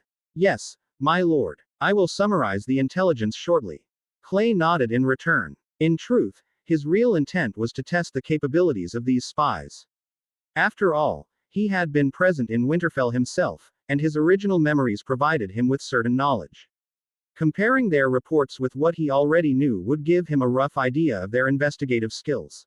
After asking a few more questions, Clay noticed something odd. Snow never once mentioned Bran Stark's fall from the tower. That was a significant event. There was no way their network could have overlooked it. This could only mean one thing. The three-eyed raven had altered its approach in influencing Bran Stark, likely due to Clay's own presence. Yet, Clay did not find this change entirely unwelcome. Compared to the original course of events, where Bran fell from the tower, was force-fed his prophetic visions, and was ultimately condemned to flee beyond the wall to inherit the three-eyed raven's mantle, it was an undeniably cruel fate. If that outcome could be altered, then so much the better. Next came the report from the Riverland's overseer, Rivers. Until now, the man had remained inconspicuously in the shadows, but the moment he began his report, he revealed explosive news: Lord Hoster Tully is gravely ill and bedridden. He has fallen unconscious multiple times, requiring repeated resuscitation from the maester. However, the old lord's life is nearing its end. He is merely lingering on his deathbed, awaiting the moment he returns to the gods. Rivers had expected a shocked reaction from his absurdly young superior. However, to his disappointment, Clay merely furrowed his brows slightly before giving a small nod, signaling him to continue. Clay had long been aware that Hoster Tully did not have much time left. In the original timeline, the old lord had died during the Lannister siege of Riverrun. His own butterfly effect shouldn't be capable of influencing the lord's lifespan. Probably, Clay thought uncertainly. Rivers, noticing Clay's composed reaction, cast him a brief glance of approval before continuing his report. A scion of House Frey attempted to flee from the twins but was captured by Frey soldiers. According to the latest intelligence, he has already been hanged. My agents are currently investigating the reason for his escape. House Frey. Clay's brows furrowed. In just a few days, he was set to depart for the twins at their invitation. It seemed he needed to gather more information on that house before then. Tapping his fingers lightly against the table, he spoke in a measured tone. I need a summary of all major events concerning House Frey from the past 5 years. Can you manage it in a day? As you command, my lord, Rivers responded without the slightest hesitation, as if such a task were routine. From Rivers' description, the White Sea Guard's presence in the Riverlands was primarily concentrated around the Twins and Riverrun, the only 2 locations of true significance. Perhaps one could also count Harrenhal, though the once mighty fortress now lay in ruins. Clay found this allocation of resources reasonable. Whether it was Robb Stark's march south or the back-and-forth battles of the War of the Five Kings, the Riverlands nobility had repeatedly proven themselves utterly useless. There was little need to concern himself with their affairs. The root of the Riverlands, weakness had been planted long ago, when Aegon the Conqueror took Westeros. The region had always been fragmented among rival houses, and Aegon had simply chosen the most prominent among them to rule. Thus, when House Tully was elevated to Lords Paramount of the Trident, many of their vassals resented the decision, especially House Frey. Isolated along the upper Green Fork, the Freys had always been defiant, never truly loyal to their liege. A weak liege ruling over powerful vassals, it was the same issue House Tyrell faced in the Reach. But unlike the Tyrells, who wielded immense wealth and political instincts to keep their bannermen in check, Hoster Tully, weakened by age and illness, lacked the means to do the same. Next to speak was Overseer Hill, responsible for the Westerlands. As he introduced himself, realization dawned on Clay. Each of the 5 overseers had adopted a surname from the bastardy names of their respective regions. Until now, he had assumed Snow and Rivers were simply bastards by birth. Hill's report, however, lacked the significance of the previous ones. His intelligence was outdated, and as he explained, White Sea Guard operations in the Westerlands were exceptionally difficult, often coming at high costs in manpower and resulting in heavy losses. After all, this meant competing with the wealth of the man sitting in Castle Rock, the one who, as rumors claimed, even shat gold, Lord Tywin Lannister. The Westerlands had its own highly efficient intelligence network, and their agents frequently clashed with White Sea spies, often with casualties on both sides. If not for the fact that he had nothing else to add, Clay would have assumed Hill was subtly asking for more funds. If so, he would be sorely disappointed. Clay himself barely had a few gold dragons to his name. What could he possibly give them? As for the Vale of Arryn, most failed infiltration had occurred at the Bloody Gate, a natural choke point that made slipping past undetected nearly impossible. Spies were only human, they weren't dragons. They couldn't simply fly into the area the way Queen Visenya Targaryen once had. Moreover, in recent years, the Vale had grown increasingly isolationist, shutting itself off from external affairs. The White Sea Guard had gathered little intelligence of true value. The only certainty was that young Lord Robert Arryn's health remained precarious, and that his mental faculties seemed impaired. The Vale's nobles frequently expressed their discontent about this matter, but nothing more. Finally came the report on King's Landing, where the White Sea Guard had suffered its greatest losses. Just last year alone, over 10 of their spies had either been captured or turned traitors, but there was no helping it. Operating in the capital, far from White Harbor, meant playing a game where the rules were set by 2 masters of deception, Petter, Littlefinger, Baelish and Lord Varys the Spider.